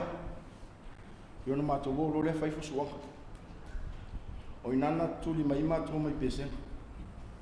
Le mato mai ngana mai pesen. Mato mai lo mato wa o mai mama. O tangata ne Muavasa e ile al ngau polele e malua i via. Te loe te lo mol mau na fai atu nei e sa o le o lona winga na ya ngalofa. E file mu. Al tangata e dese tangata fai ngofi. E file mu yo no winga. Ai a ona ulo vale. Ia e fiula ta fiofi. So se mea mau te o iai, a mesa la uri la iti ale o asen, o Muavasa. E faa e tau la mua i meio fuswanga wao o la uri. Sa matu ta alo yaso ia il tala fusu ia na la wilo ai tato watu la tato nu mota. Sa no me la tasi ai mota ai so se au fusua. O le ainga ne sa avatu ila fusumna. Ina ua umala la fusumna. Wa le to fia fusu rauri. Wa sa matu ta alo. Ia, papena voi masunga le li sosane li popo le li asios. Sa matu ta alo ila fusumna. Ia ona matu le to fia lole. Ia wa halwa tangatai. Ole mena o te mantuai le li leo Muavasa. O se tangata e file mua no winga. Ai ona tanga e faifa vela. E le whatanga whaia. E whaia se ilona maliero na loto. A ole mea lai lea ngai, e a fia umatua i mato, wai le whapea a fusu ia. Ai tutu mato don winga a fusu ia, e tawan mato fusu uma. A wa ata le fusu. A mato mai lo le whale, wa lau lo le o lo tapala ati. O winga na ole usu e whaarangalu ngata. Mai o se tangata e fia e fai wu. O se tangata e fia te le fai wu. O se tangata fo ianga maalia. A fai ana poka o me malava ianga maalia mai poka maalia fo. Na leo mātou wao. Walu tangata e fai rona tō lua. Ma fai rona whanau māti nae rona aia. Pa olo a vera nei mai popo i le warota a pia momua. Olo tausia se aupa ia o vātou ma le fitu se lau mon tupu le pepe wha mau i le temi nei. Ia, te masalo le wo sau e wha momua ia le sau ninga o le li leo Muavasa. Au lafo i ai le wha awelave fo i ole mātou warota. Olo iei fo i le maliu. Ai na wha apelo mafo whau. E sili atu le mamafa o le toto na i Lolovai. E wha mua lo aiga. Be o le ala na lo sau ne fiafi. Sa mafa ia tia un mafutanga maleusu. E ui lava o vea un masa tau si mea i lafo itu. Iau te iloa i eili taimi. Ngai lo iei fo iri nisi fo i uso lo fatino ina. Na lava fuafuanga i nai tu o to wine. Muavasa manuia lo malanga. A o le angala tu avale tau nei to wa lua masini. No vili mai numero lile Muavasa. Te loa le uloa sta. Mau te loa sta nei le faina fa o kare pases. Ano vili mai a Muavasa. Ia afa le ono tai a umao e tu mole. O le paka e piki ia. E moli la unga luenga. Ia te bi uma e tuai atu bai luma wai faisi le angola o wala sa wali mai tu. O vili atu Muavasa. A tuai tali mai o kengia. Me fa pena winga Muavasa. E tala noa o se tangata e tau karsa. Mai sa o yona la ngona. Ia e whangaloina ia Muavasa yona winga. E whangaloina ia na me whai. Ia au se tangata e whai ainga lelei. A o mātou nofo ai na o mātou i nei. So se mea e tupu i nei. E lem whaina pa u leuso. So se mea mana o mia. E wa ai mai lava wala watu. O se tangata tau si ainga. Mai se tangata e whautua lelei fo. Mea lea Muavasa. Ia. Manuia lo malanga. A tonu e. O e lewa mua ia. E te mi o tātou i unga lawa le tas. Tātou te fo i mātou le palapala. Tātou fo i atu. I le awala o sao nia te mawha langi mo tātou. Umana o ina tātou le atou whaatanga. Ma le awala tātou te fo i atu ai te mawha langi. O le awala lawa le tas e tātou te ui umatu ai. E ui lawa na tātou mawhatia o no le mawhatanga. Al maliu male oti. Ia ai le mawhainu tātou tu ua. Le meu umana fufuaina te mawhalangi mo tātou. Te loa wa whaavonoina lawa tau taimi wa o le. Le aso nei o le tournament ar tātou steki. Nei aso e lua. Ia ai whaamalo, whaaftai atu mo le whaavonoina o tau taimi. Ono sauninga le usu. O te whae nei lawa mo le mau suafa sunkawisu. Amen. Whaftai, o leo wawai atu tātou o kalama o whasosolo ai lau o ai pito i lalo. Le la wala watu le loiso ia Marcelino. Marcelino, ia. E pehe usu e sau pese. Ia ama ea le pese a Marcelino. Ona tu atu leo le avanoa i alo o asi leo lua i ali i alkana. O le lato taimi lea, na mau lava ne na mali mai ia o la tua tu ela la tua no pe umal peselea ia mal fa lo lam ia o mo fa talo fa tu ne fiafi so le kopo ia mai se de to o va al ne fiafi o kula ya ku ngia fiafi ia ma to ne o sulio fa no Celestina o kingale o koiaka leo mai la ai nga umba ia ai uso ia leo ia me se foi Timuiaiala Iopu Lolovai malo ia on ma ko kula ia kula nge fia ko fa kala ku se la ngoma foi le i so ma ko uso o le afa pupu o kemu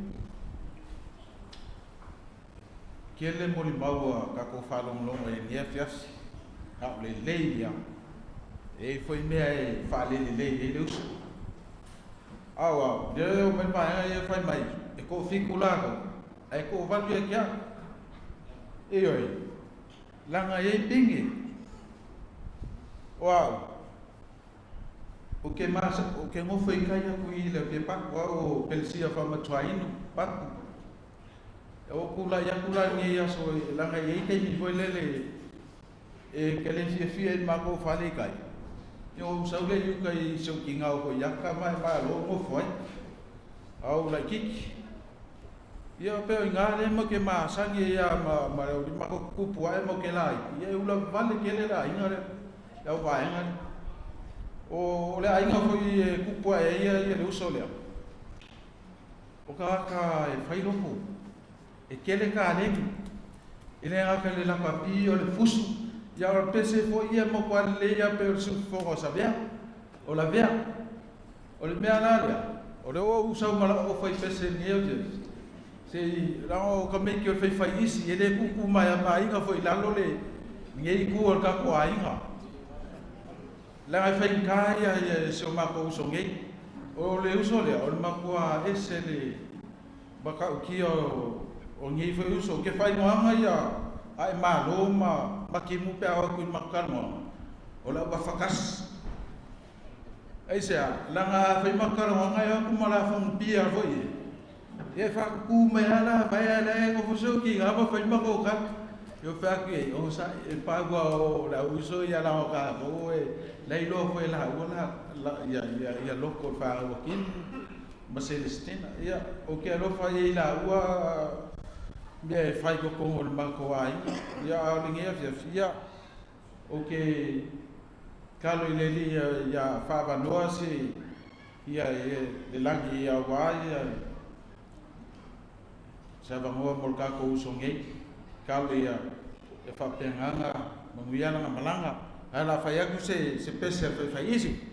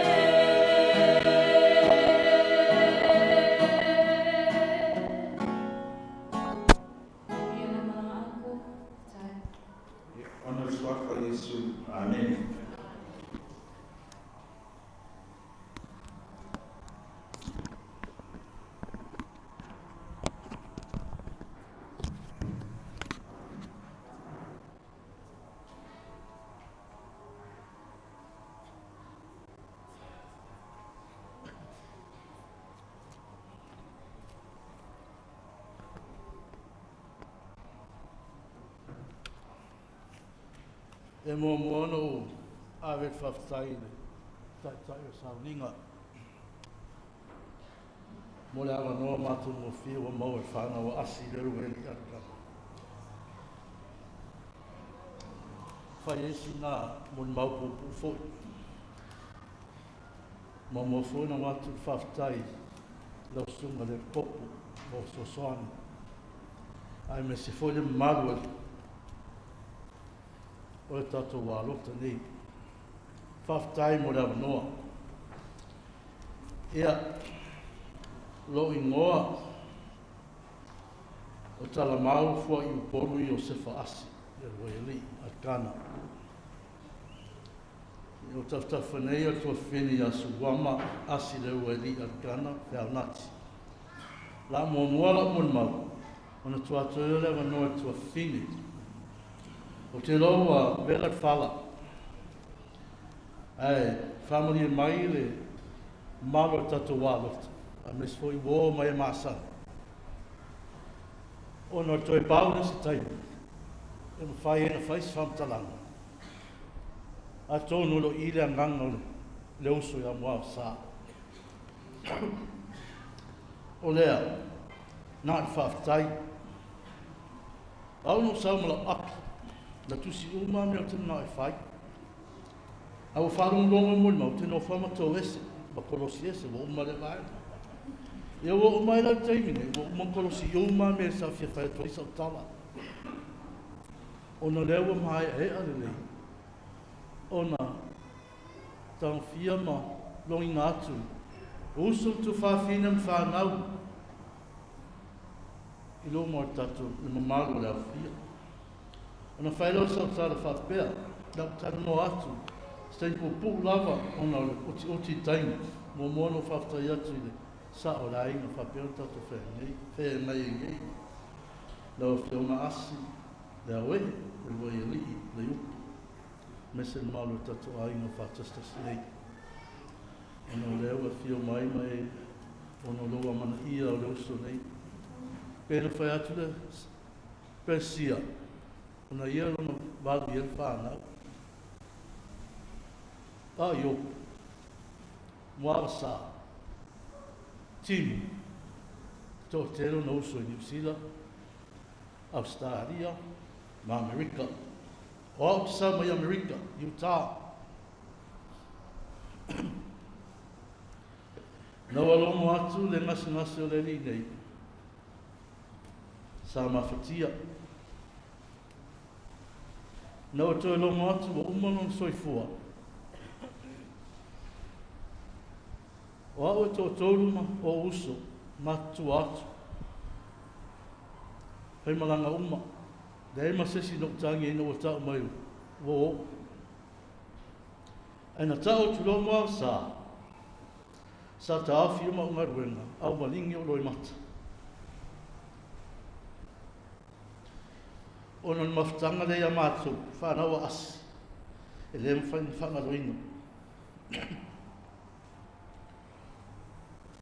O nei ali, pe an sau noa nisi o mai atu, e tōmu na loto alofa. E lofa pitoa tele ia le wai ali i Samuel. Whapea foi tua whine o lotu atu nei. So se taimi whai malanga mai ei. Ia, ngani tapu atu lava o lau tau mawhtanga, woman sa uni e Muavasa. Ia, I know, te loa umi taimi. I'd like to say a few things, Muavasa. We are very grateful to what you have done for us. Our family, you have protected our family in Mota, Ayong Iwe. You are protected with honor, integrity. You love us as your own brothers, my sister as your own sisters. So they are forever grateful. The question that comes up in mind is, what do we deserve to get this service from Muavasa? But my thought, I was sitting down there. It's so much deeper than that. Not only that we related with Muavasa here in Mota, Asilan Way elite family. but I'm also related to him in Sooalo. Some of our siblings, distant cousins, always ask, why is Muavasa over there at the property in Lalungi Way? I have to tell them our relationship, and that settles it. Everybody understand that. So Muavasa, before I sit down, I am forever grateful. My wife and my kids send their love. We thank you for what you do for us, and also our family.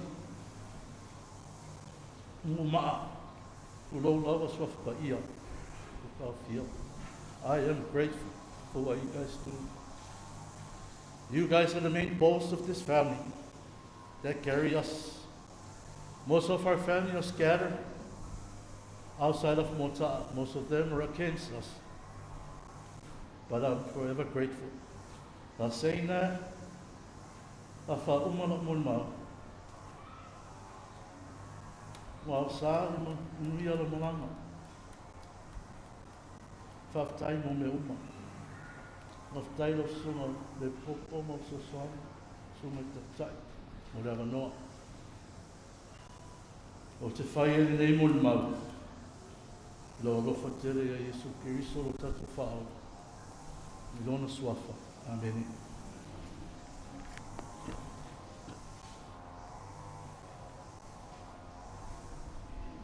Whātira wat. Me pa ia mara na malu o le sauninga ni mea fia. I tatai o le sauninga na mese o awa. A pēr pa ia o le mawhia mai. Ai mai sisi na sao le mato a inga o awa e mare le tani mea. Ua mamalu o le mea fia.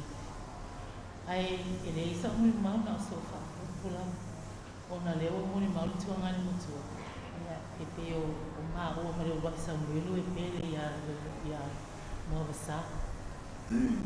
I ola o mo suruama. Asile o lia tano whianati.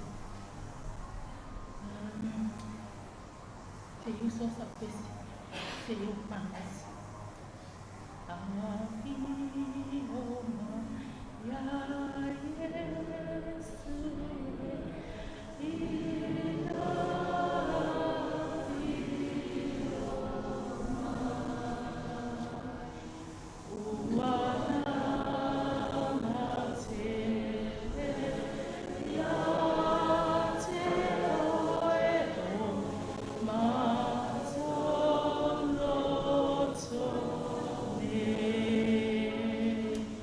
ya Yesu.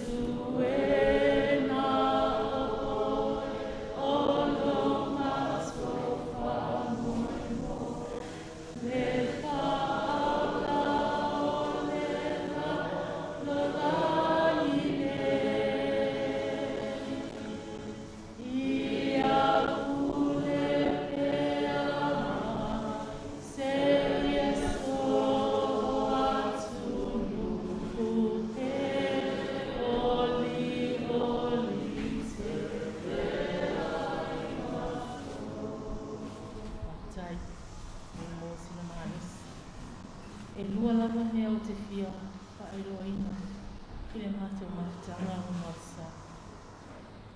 E tō se futa siei whāna o hasilo i alikana, ma malama, ma konselata i a Musa, i a Muavasa, i a Malesina. O ia whaulai lai titi. Mō lai ngā mātutua, a leo muli atu i mai lai titi. A sa mātou whaamoi mui ai. O lo mātou mārosi rea i nei Samoa Muavasa. O Muavasa sa aveo ia ma mata, o talinga se tulo, o bae sa vali al whānawa a seoli alikana. I te tono le ainga. E le ainga masisi o mātou o rutula i nei maola mai. E matai te tono le ainga. O nao Muavasa lawa le mātou matai sa ilo ka ainga. O ia fo le sa whaeoina se la mona foi, ma se tua lalo tono mātou ai no kotu. Ne whaafonga me le whiunga le sao. Na ieilu ngā la lo le vaitai na fia mai e le toa whina mata ma e teo i whanua i la lui me. salo ngala lo o aina matu tua iai o Muavasa Malesina sa vavali yuta le maota le whionga le sa ma whala ula ona o mata le mwhai ona mata o mai ona o mata o e tanu le mata tua ngane ia tangalo whaafitai le whionga le sa so na fina ngalo te tala le o ta oto ai le toa fina le mata ma i nunga ona mata o whale la ni mua na lona lua e mata o te tuina tau sanga le te nei mata o malanga ai sa whale mata o tala noanga ma le whionga le sa ia ma le toa ngane a funga mua ma le mata o ma sa malanga e mata te whetau ili mana eva alele e tau lu mai le tino ma liu e mo moni ele afuelo mai ia ase o ia le kana o lona tau lua whai poi mata o tau lu a whe se sai taini o tua i atu le toa ngane ma tua i a funga mua o musu o tuloa le toa ngane a Muavasa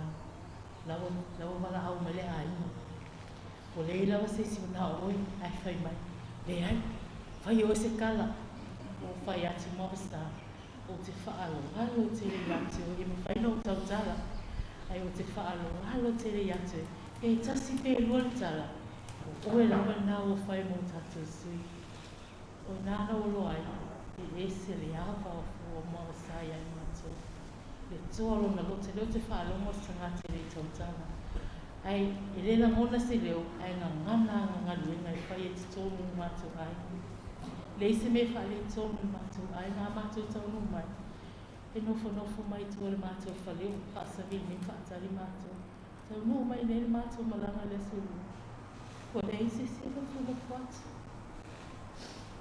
u malanga ai lea e le whale so tatu rotu tau fina ngalo rotu ai rotu tua ngani Muavasa o te whaatu e si atu. Ko langa o au lena o wala au mai ale sina e alu atu. Sa o bini whaatoro mai atu oi. Ko wa e whina ngalo malie e matu atu le sina e alu atu se i matu o tapu. O lau tani. O lena kau ngala. O lena tau ngala. A lau te iloa te nasia. Le ana to e wha. Se le mutu lava le tapu o ngale sina mas wha mo e mwefo le aina na whai. Ai malanga mai o na wata ua e mai. O maltreatments e malanga mai mawal tala o le whai mto e sao se me tau sami se tilo o fesili mai o le awe futulang e yele pauta na e te awe so e me po e male ate le pauta sa ini o sao man po e whai anga me shakes ina ia sao le nau ina ia sao lawa se me ai tino o na wao foi sa o alu foi vaenga le sa whai o treatments ma radiation o la fola te malama o le maa losi o vai la au ia e le ma whai e matu manongi se mea ai a le nau tai mai ia tau sami lava se mea ai alu o mai o seki ia lea la o le seki ka o tua mai ai ui lea sau ina alu ia manu uia lava la malanga ia iaiso mo fuanga i le maa lo le tua. Please look out for us. We know you'll be. Na ile manu lene na while lea i tono le matou whale anafi. Ia o sau nei o muwha mai ansi. O le mangu leo o whiu e kule whapaua. I want to be up. O le sau Muavasa e vai. Po kako ka penga le lei. Mo se whātua whāti a te ile. O ne o matou whatanis. Ia matou lotu te le le whātai. Te le lawa le sunga taitai sa ninga. Whapealo au wā. Pa ia la silasi o sa mua wau li wau au ai mai a inga lua si o matou a inga pele umaa ua e o tau whae a inga le matou tamaa a o iai lana nofo a inga le whasu o tau sanga o tau lawa sa 5 tau i le matou tamaa na matou mai tau ina ma mori mau ina la o tau tua matavela lo tau alo lofa le matou tamaa ia whaawa wai pēr si o tātou sao tātou ainga o iai nei tātou tausi, malangalang sua, wala tātou ainga. Ia lofa ngia le tua, fua i mele mahalosi le sao le ainga si tātou tamā, ia asi le wani play upu, ina umi ai se tātou maftanga, se i whaifo se tātou tau tua ia te ia. Ai nea fiafi, ia whamami e tele lawa ma, toi taima le fiafi, ia alofa mai le tua, whatasi mai ia ngangama, whina ngalo whanoa noa, na ia maua se rotu tele. Fo le vi nga ya te ia. Swafa Yesu. Amen.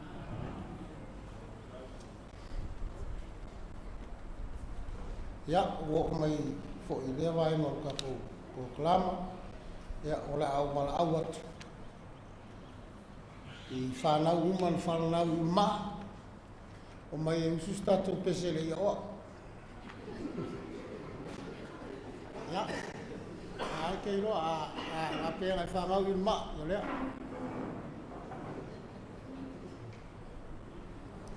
Su mai. Alo ko ka kuri me nai ko kingo lai.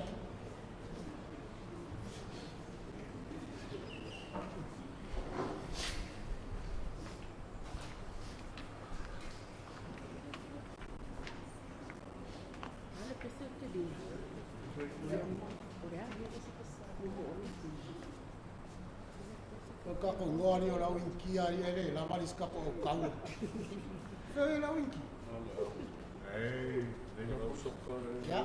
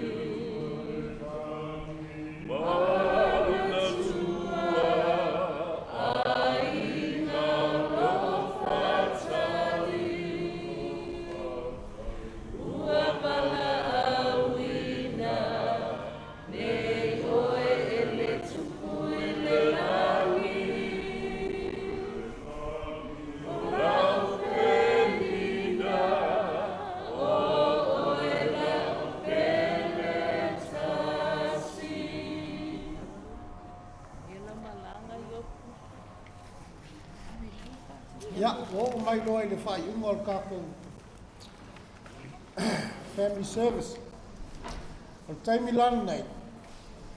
O le a tatala I lor fili ali. O le a wala au atu so se uso lavi. O se wo. E su mai, maliu mai. Aina ale lua lava umi mute. A umi lau mau o na o tupilia mai lea o ele iri le fai loa tuai. Ua o mai fo le fia ai. Ya. Pamol mole e loa I le inti au stai. Ia pola isala elu foi. Ya, la tuatu tau am noa.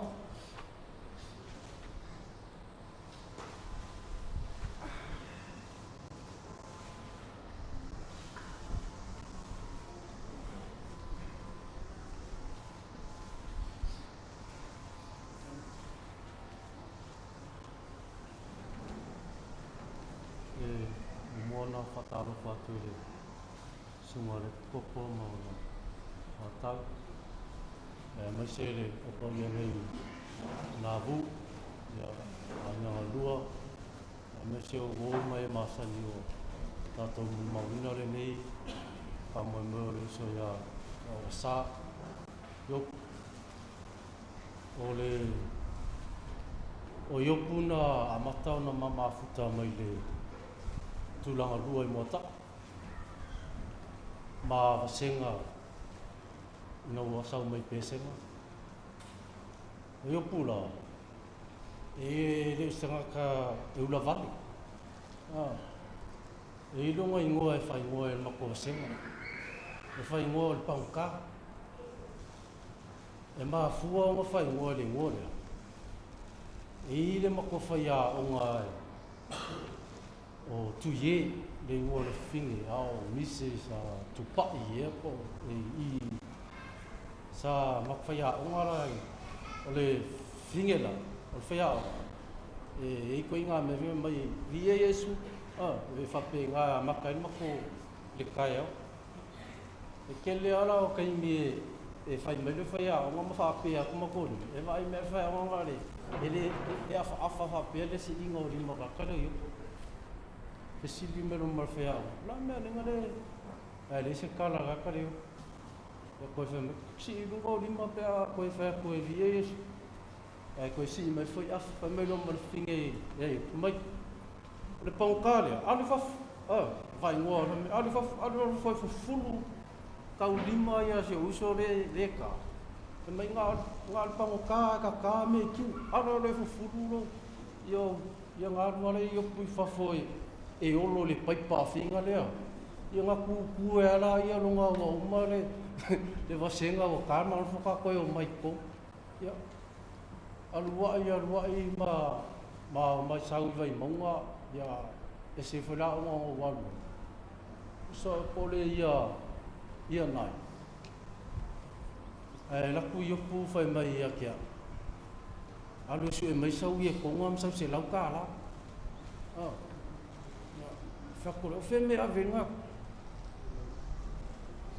ka o ka pe ma ko la ma se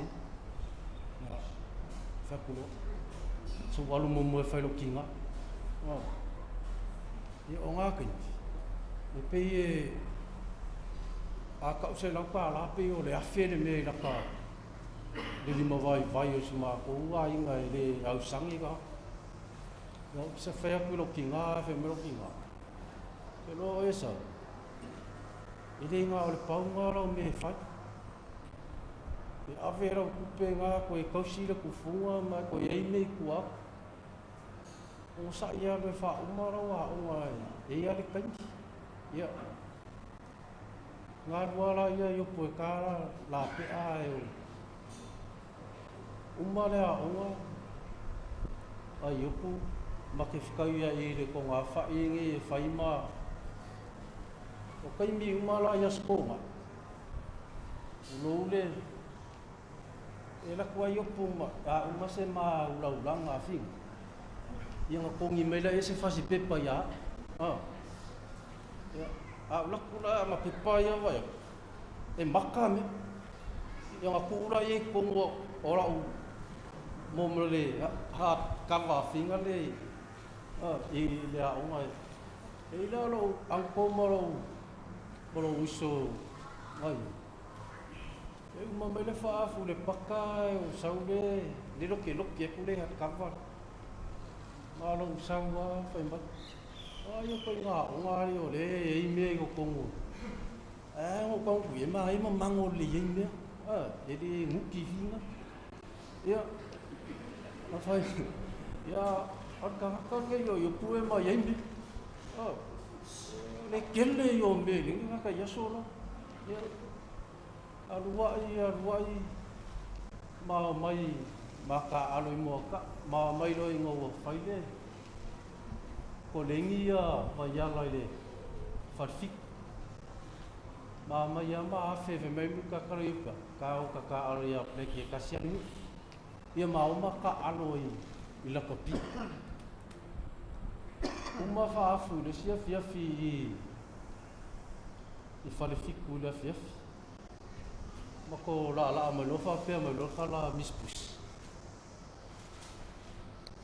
ia ingua o le se ku o ma ua la mispus ele fa inga luenga Iopu le ilang ku pe ingua ia fa mai lo maraka le Iopu o lua mo se go ma ke kia vai ngai kau mai kai ko rusu pa ai ki kilo ngai ko nga fa ile ngai ku o si lo mo ku su sam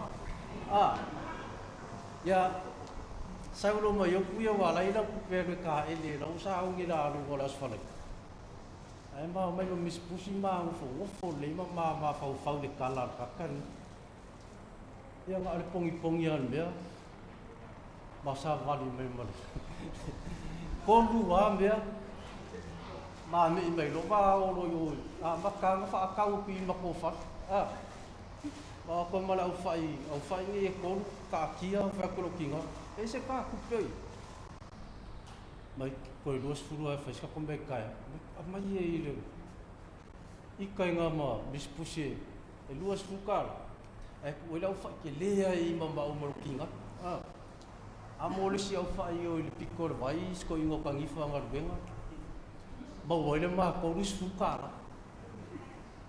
Ave o sko ingo fa makua ingo piliaki ale pe sa lo sa fa sko ingo mo ele si ko suka la valu suka la romba ai ra o ma ka ele ra ka reo Muavasa alu lo ngai o ya plus o le fa pe la ma ke o ela ko fa plus le o fo ya ku le ri le mo le o sa nga sa wa ku la le nga ese ko e ilo lo yo po lo ma o fa ile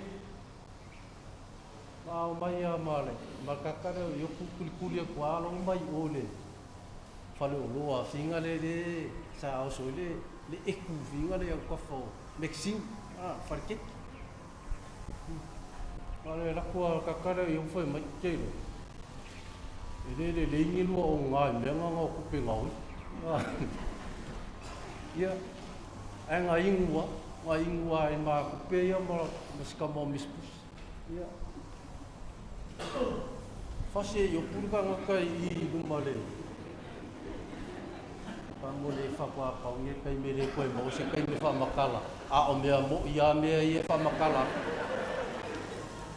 Fase yo pule ka ngakai o lumale. Ma fu me o le men vai a. Fasila I le kulanga fale le sau fa ko ia I. Le afe mai le koko. Fase yo ku kangi ga kama wa fa pe ngai me fo ni ngola ku la ia fusi ka kam ka I me ka ba lavanga wo la via ka ale ku wa le e ka me ka me le ka me mo sau fa ko ese ma ia pusa ia fa feli pus mai le ku or ke ka ba ngalo kango ko fa ka mai au pusa e lua lufu fa ku ma le taxi e sau mai ale sa mo la ka ngo kong ia pusa ia o sau lo ma le fa e kia ia ro wali ia ro mo pusa ale sko inga lao o tio le fa lo wa e nga au ka fa nga ia nga ka ni o le fi ai o mo ia le a tio ma ko se me o le kolu ya ai ia ko mai le ia la wali ia le ke ronga le mai se wali ia e o ko nga le la ko o yo pu fa mai e fia pusa nga e lua mai ko ngi le skasi lo mo ai mai le skasi a o maloa fa ka apera o ia ka ingui ka ya o lo kinga sa o fo mo le ka kai ngo ya udi walu lo se me e fasi ke le ka kinga e la so ngo walu i so o sa wole ai si o ka bar le lo ka me o sa wole yo me si le ku lo kinga o fe yo ko inga mai o lo walu wa fefe yo ku ka fasi yo pu e maua ko yo pu la ka e maua ko Muavasa la ka fasi e ko inga ro kinga fai lo mai e ke pa iro sa le no kuanga e wa ai lo la e me ke o ia nga lua nga si ko inga le ko o ko ia ko ai fefe ka lo Muavasa ya sa ngi lo sa wa e vili mai lo kinga Tengi, pa whikaia wa e anu e sio uso. O Muavasa pe o se kamba wha ngau mai ru mga vai le ai ngau. Wa upea e ai ka koai. Ia e whakaia e ngau e anu wa lewa hoi luma whakanga maresu. Ia, o le au sura o pese e au alofa e sio uso. Lo se e lo pale au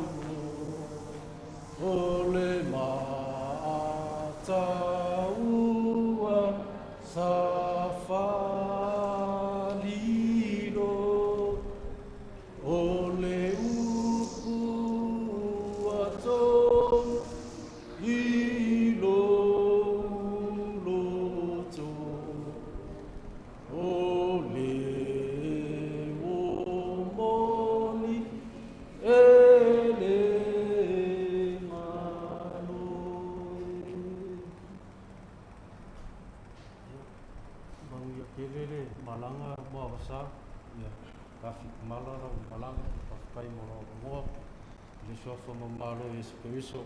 Amen.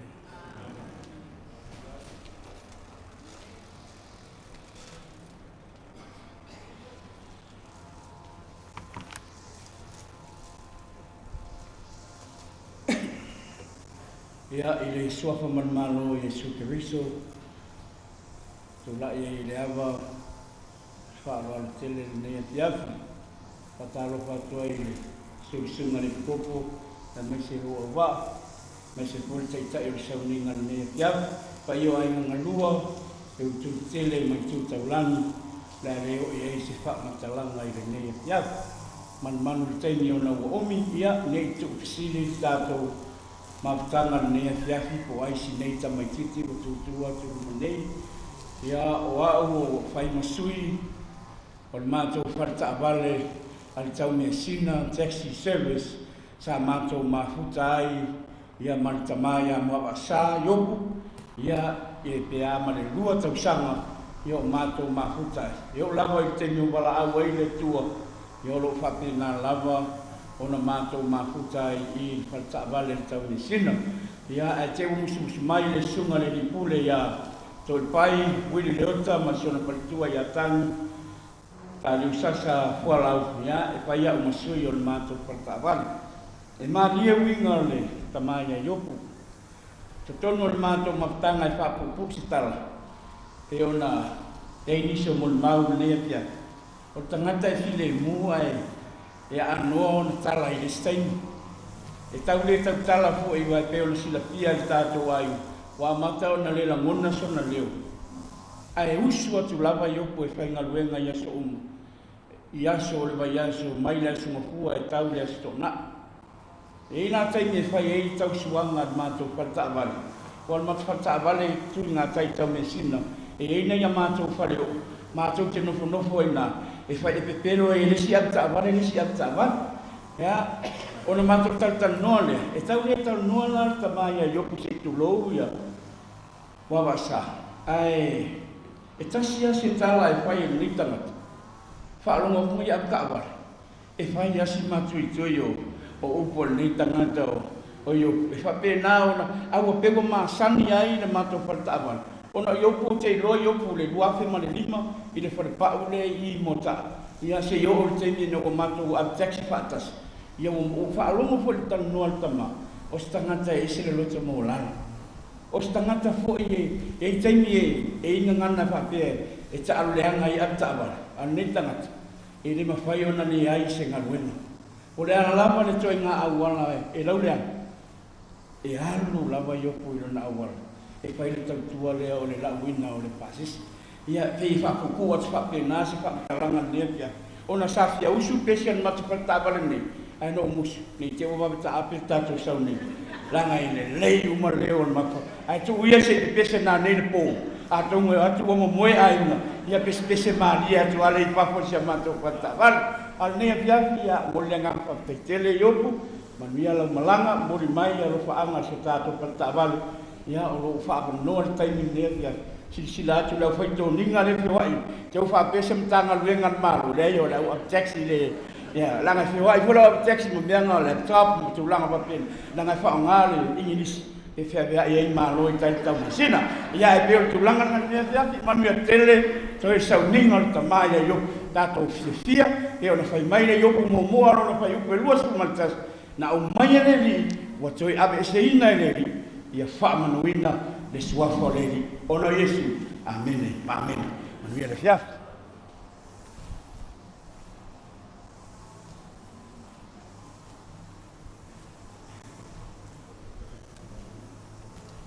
Ia, o leo mai atu e, o le to iai se si e fia tu mai. O ia, sumai.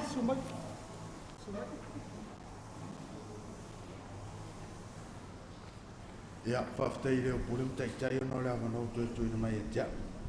Wau te ilo ia, o fo ile si uo le lilo yu.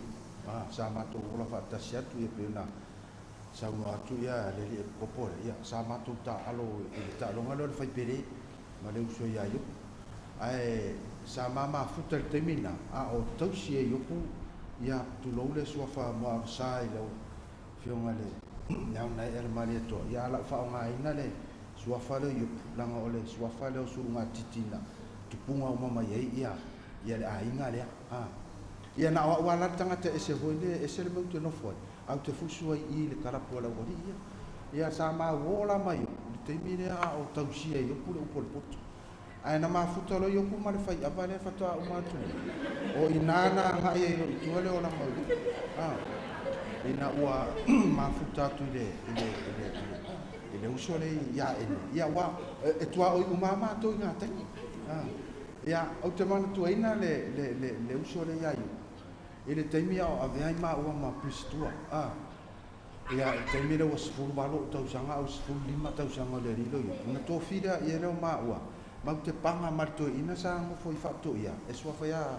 nga fatto fira na mato ole mato wa se singa ile siaso ia taimi o leta te la ititi lo to ma fa fa melita la to ina ia e tolu tato wa ina a o tu le sia ina ia le la fa tu di ma ia mo fa ta lo fa ia a o tu le sia ina ia o a o tu le sia ina ia o yo mato wolo uma lo le ainga mo sa fa tu di ma ile to ina le fa ta lo fa ia mato o tu le ainga le si le fia ainga lo fa ni mo ingatai ia fa me lo to ina ia fa tu di mo e io pu la ainga le ia na mato sa fa ia tonu alu lo mato io pu lungo ata le ainga tilo ia fa me to ina fa ia tu le ina e fa ta lo fa lo ainga lo fa ta lo fa o tango e sorry la fa me to ina fa me o tiango ona vor tangata ere tautala ia wa no fo stoina le ai no fo aio pum tiro solo ai ata ainga ai le fa ta lo fa ainga ia sa uta fa mana tu ele uso na ata fa me ona e te mana tua me na sa ta fa ia so ia ina o malanga tu e masia wa ma ia le ne ia ne fa mai ia tolo loto tono tatu ia awani fa na ina se ia e tau talai ia olona toe malo sia le na mafuta ia sa ia fa mo ngo te mau e le farma ia e pita ia o te ro to wala a mission tu walu malanga le ia Iopu ia lo fa tu tato ai nga umana la e fitau le no ia e va ia nganga ia na fa me isabe e to tu le mai la lo nei e inisia nganga e inisia nganga to e fia fai ni ia fa to malanga fa ta se to ila ia le no ia e fa mnyanga ta ma fa langi tato wa fia wo pot ne ia fia ia tele so tato man ia to fo ia so fa skris amen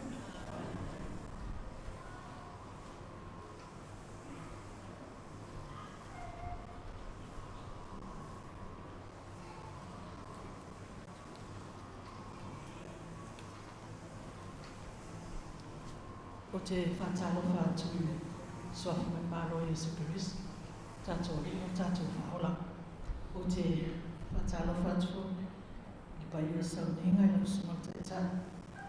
Ia e ainga na lua, ia e whia whalawa whia mai sao, tātou ainga. O mātou wa ai atu i le pula kalame. I le o iai ainga o le sina, ai o le whasangoa. O tangata, o lona ainga. Lo whape fole lo mawhauwha. Ai le anga tau tua a le sina te tono le ai. Ai mo Iopu. E ala ione le tuwa le ai no le sina i te tono po kalami. A wae so se maliu lawa. E te tau lawa o na iei se sui. O le ainga o le sina. O le ala fole na nofo mai. O na iu tua nami i tua. O e matutua. O e folo ai a matou ai. Ma tiro solo, ia le folo te tiro atu. Ia ala kua tau tulu moe mai tua. O Iopu, o lona tū langa i tono le matou ai. O le ACO, whai a Bahama, no whatane i tono le ai me toa sa whata. O Iopu la, o le mea moia. O matou whaano lomo langa ma te toa.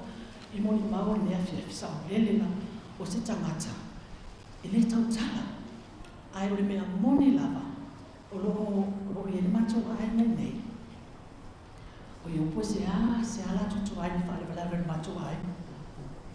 e matou te le vaai lava ia Iopu i tua e whaalakalave o matou ai o ani whaalakalave o matou ai e se a lava na latu o le tausanga lea na whaile lotu o matou ai i le po le vai aso le pepe na whaile tausanga atu le sina o nai le whaalakalave o matou ai i le aso toa na ila le whaile matou lotu whakanatu o matua a o le lotu whakanatu la le aso matou ai tausanga umala o tausanga la le ate ate tausanga la na latu i Iopu ia matou o aula o te latu la o te latu le fiafina o te lei lo whatulo atu la po i suafa o na o masani la vale ngō Iopu o te whatulo atu ai whamaruru atu suafa ia o latu loa ia o walo o nei e le matou whale talimalo te lea i lo e le mai whale no whai matou tina o i kua o le uso le sina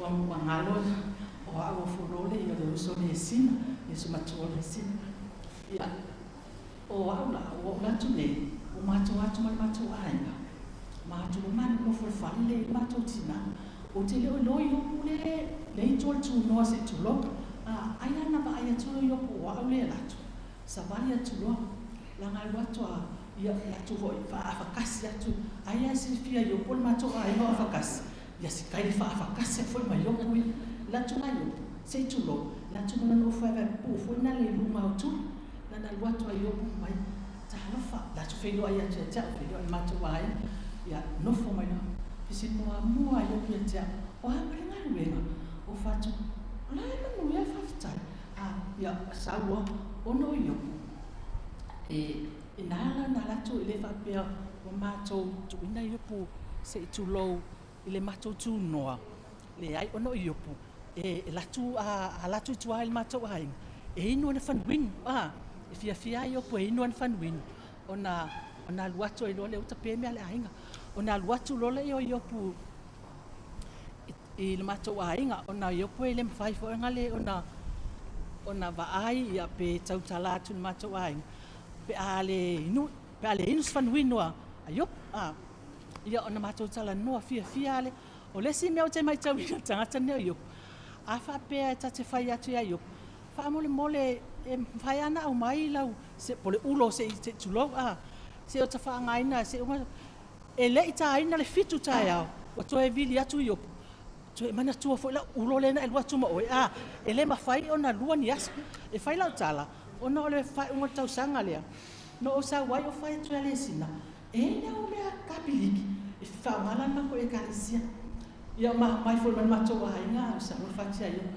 se o whaangaina mai ia o le fia Iopu ale o Iopu e fia ia foi mai wai ma te tata noa e opena ma tala ia matala mai lo Iopu ia ia lei to te lo tala mo ia ele i lua vai aso ai to i bini atu le sina uso o hafai ma kapili fa e mai le fai mai Iopu ia fa mole me kapili ki langa fifa ngai lo uso lai oi manono o fa lata i fatu sina mole le ai le la ma o tua batu ma fai ai Iopu ele i fa ngai na me kapili nga le stano me kapili ki le o winga Iopu e mali e fa ngale ma to ai ono Iopu ele umi se mea fina le ita te whaongaina ale o whanongo atu le mulimau le so fino Iopu na latu Iopu e whaima o manga sa o lelea sa whaima o manga a tose se lau o te apula Iopu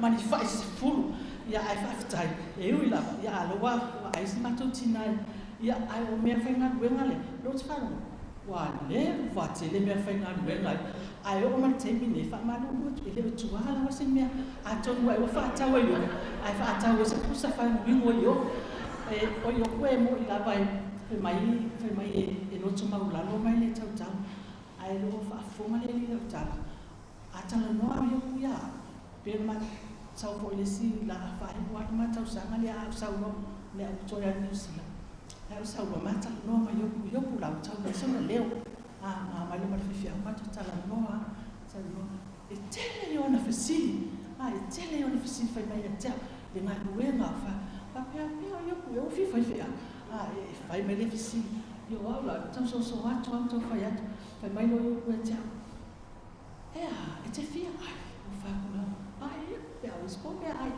o winga o whangale yo, e whi mai e le tautara, ai a te au ai, o sa whawhongale le, a matani noma yo, o Iopu pe o se, e le whai wanga i matua ai, na Iopu se whai a wha, se tulo, ai whai moe matua ai, o uso matua tuangan, ai o se tuangane ai matua, ia o se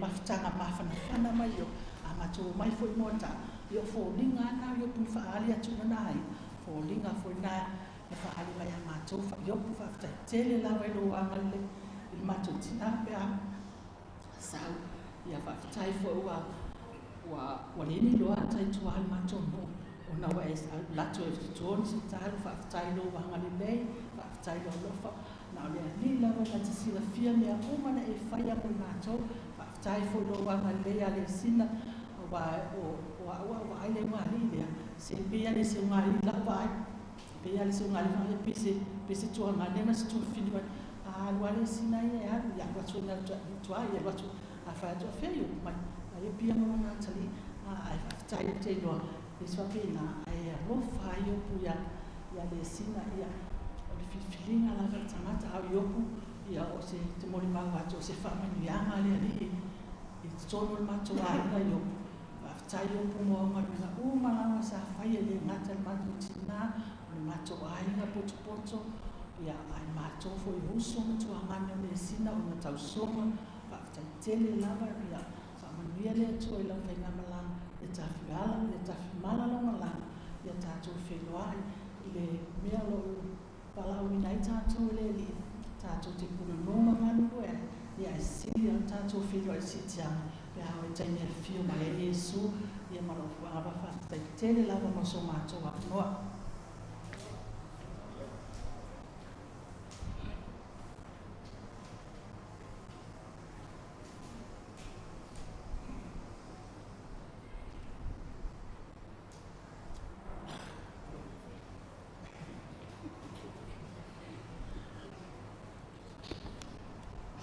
Ora u whanga ina lava noa muli leo tātou sauninga whare ainu.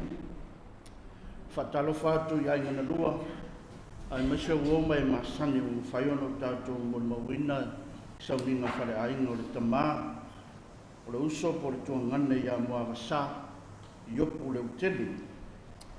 O Iopu Leutele ono na ingoa leo le e lauiloa i tutono le kalesia. E mua i ona o whaamaruru atu i le tinai a le sina. O le o tūlai atu se sui o le matu aingo le sina. A e whaamaruru atu i le tinai a le sina. A whapea o le tātou te mai tau i o le tātou sauninga i le eawhiawhi. O au sauninga nei e tau na mo le mau le sina tai au i le sauninga o se ona tolua po lana pene. Pei tai whatulangana le kalesia ma o onga le kalesia.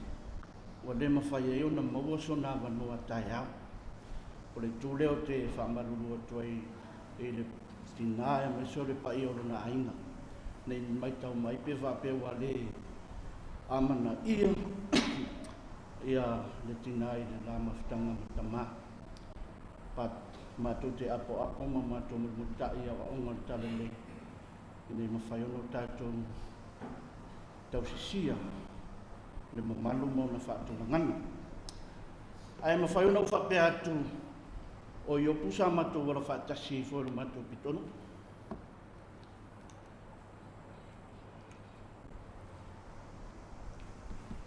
Ila vea o se e kopo. Mai te temina utu lai mai.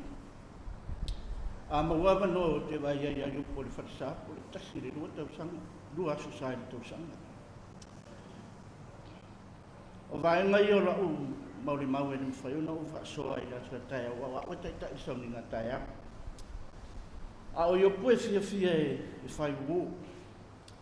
Wa a vea lalo na namnau tai e fia i ana uo ma whai me whatasi ma uala i o ta ina ia no na o langai. Ma le fia i sau le loto. Pa ta tatou whalongonongo i mone ma mailo na titi se ia o ina matu. O stangata e tō anga le loto. Ai whamamanga le kalesia na ngata le Kristu au Iopu i le awa no inga i tele avanoa i le mwhaiuna au sia ea mafua ma ea o soli ngā tula fono ma mea wanga wai atu ai o tātou lotu ma avea i o se au wala e tuuina ma walalo ai tātou ma avea i o se tangata i le mawale atu atonga i awa onga le tala le ai whai mai ia Paulo ele o se mea whaalea ngāno tātou iai nei ai a whai fo i e muta i leo langa nei mea o tātou sila fia o sili atu lalo tātou mānaia o tātou whaalongolongo i mori mau a uso matua whawhine o tau ainga o ana uo e se le tā ua o lana fo i pito la au o lana tau tua ai e tu e mate ese i mai Iopu wa leo whai mai lei aingo Iopu le ACEO o le latu ai awa o te CEO le aingo o to rua awa e mawalunga na le CEO le ACEO ai o le mato maftanga pe yore le foi sa tau mo le mauai le uso ia ene esen ma le tā ua le mato maftanga mato te whai me whatasi pe sa whai i le malai le a whalfitu ma le tō ainga e mato te whai me whatasi e afi pat e ia vai vainga mato te le au e whatasi e la ma le awari ia a o le te meo e lato ta whau ia e ta whawhau a lato pat o ma ua ma sio usore ia e se foi me mate te fia e ma uai e se a lava ele mato pito no ia ma ua pe mate sa vali mai pe mate tifa mai au wala le o e na ve ma ua matai o le mato opa ma te le ia whai a se sol tu la fona pe mate o mai pia pe ula o a uma tulanga uma ai le ai a ma se meo na me mate le iai ma te uo whatasi ma le wali o i ma te whasere o puwele a uore ngoi ma ngoi e ngoi a uore ula ma le ula pat o matu te whea i whatasi ai na wau suina le inga le whakasani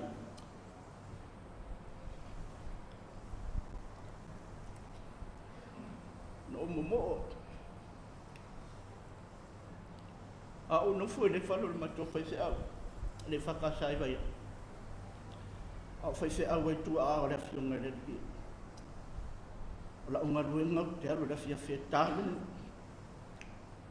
o whai ngā lutu le whia whia matu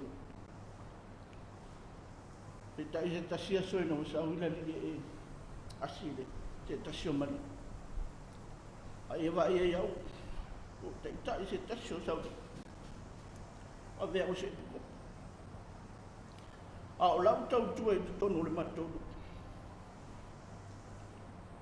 so se mea le angaluenga le li o te aru iai pe tai o suinga leo la ma le soifua leo wafua fai mele tala tu se leo toi tangata ese i tātou e wanu nofo maunga o i tātou o atalii ma whawhine o le tu ma e iai sana ngā ruenga mo i tātou e au no tātou whai o le ala tātou ngani uso matua whawhine o Iopu e ila o tō ngā ruenga i tātou na whai au sia whaunianga e reo mawhai o na ia mau e mawai loto so tanga i le ola e whaavau manu ia tele le tātou potitonga le nei afiafi manu ia le sunga le taita sunga le kopu mawa se mālosi e la fionga i le rie ai maisa o tātou ai manu ia tele i o tātou wanga atu i le aso tai au mo tau sauninga o le fionga po le whetalainga ia Muavasa Timuiaiala Iopu Sooalo Leutele o te whai ere nei tau talanga i nganga le loto mawalana o lo whatele ia te oto i le suafo Iesu Keriso. Amen.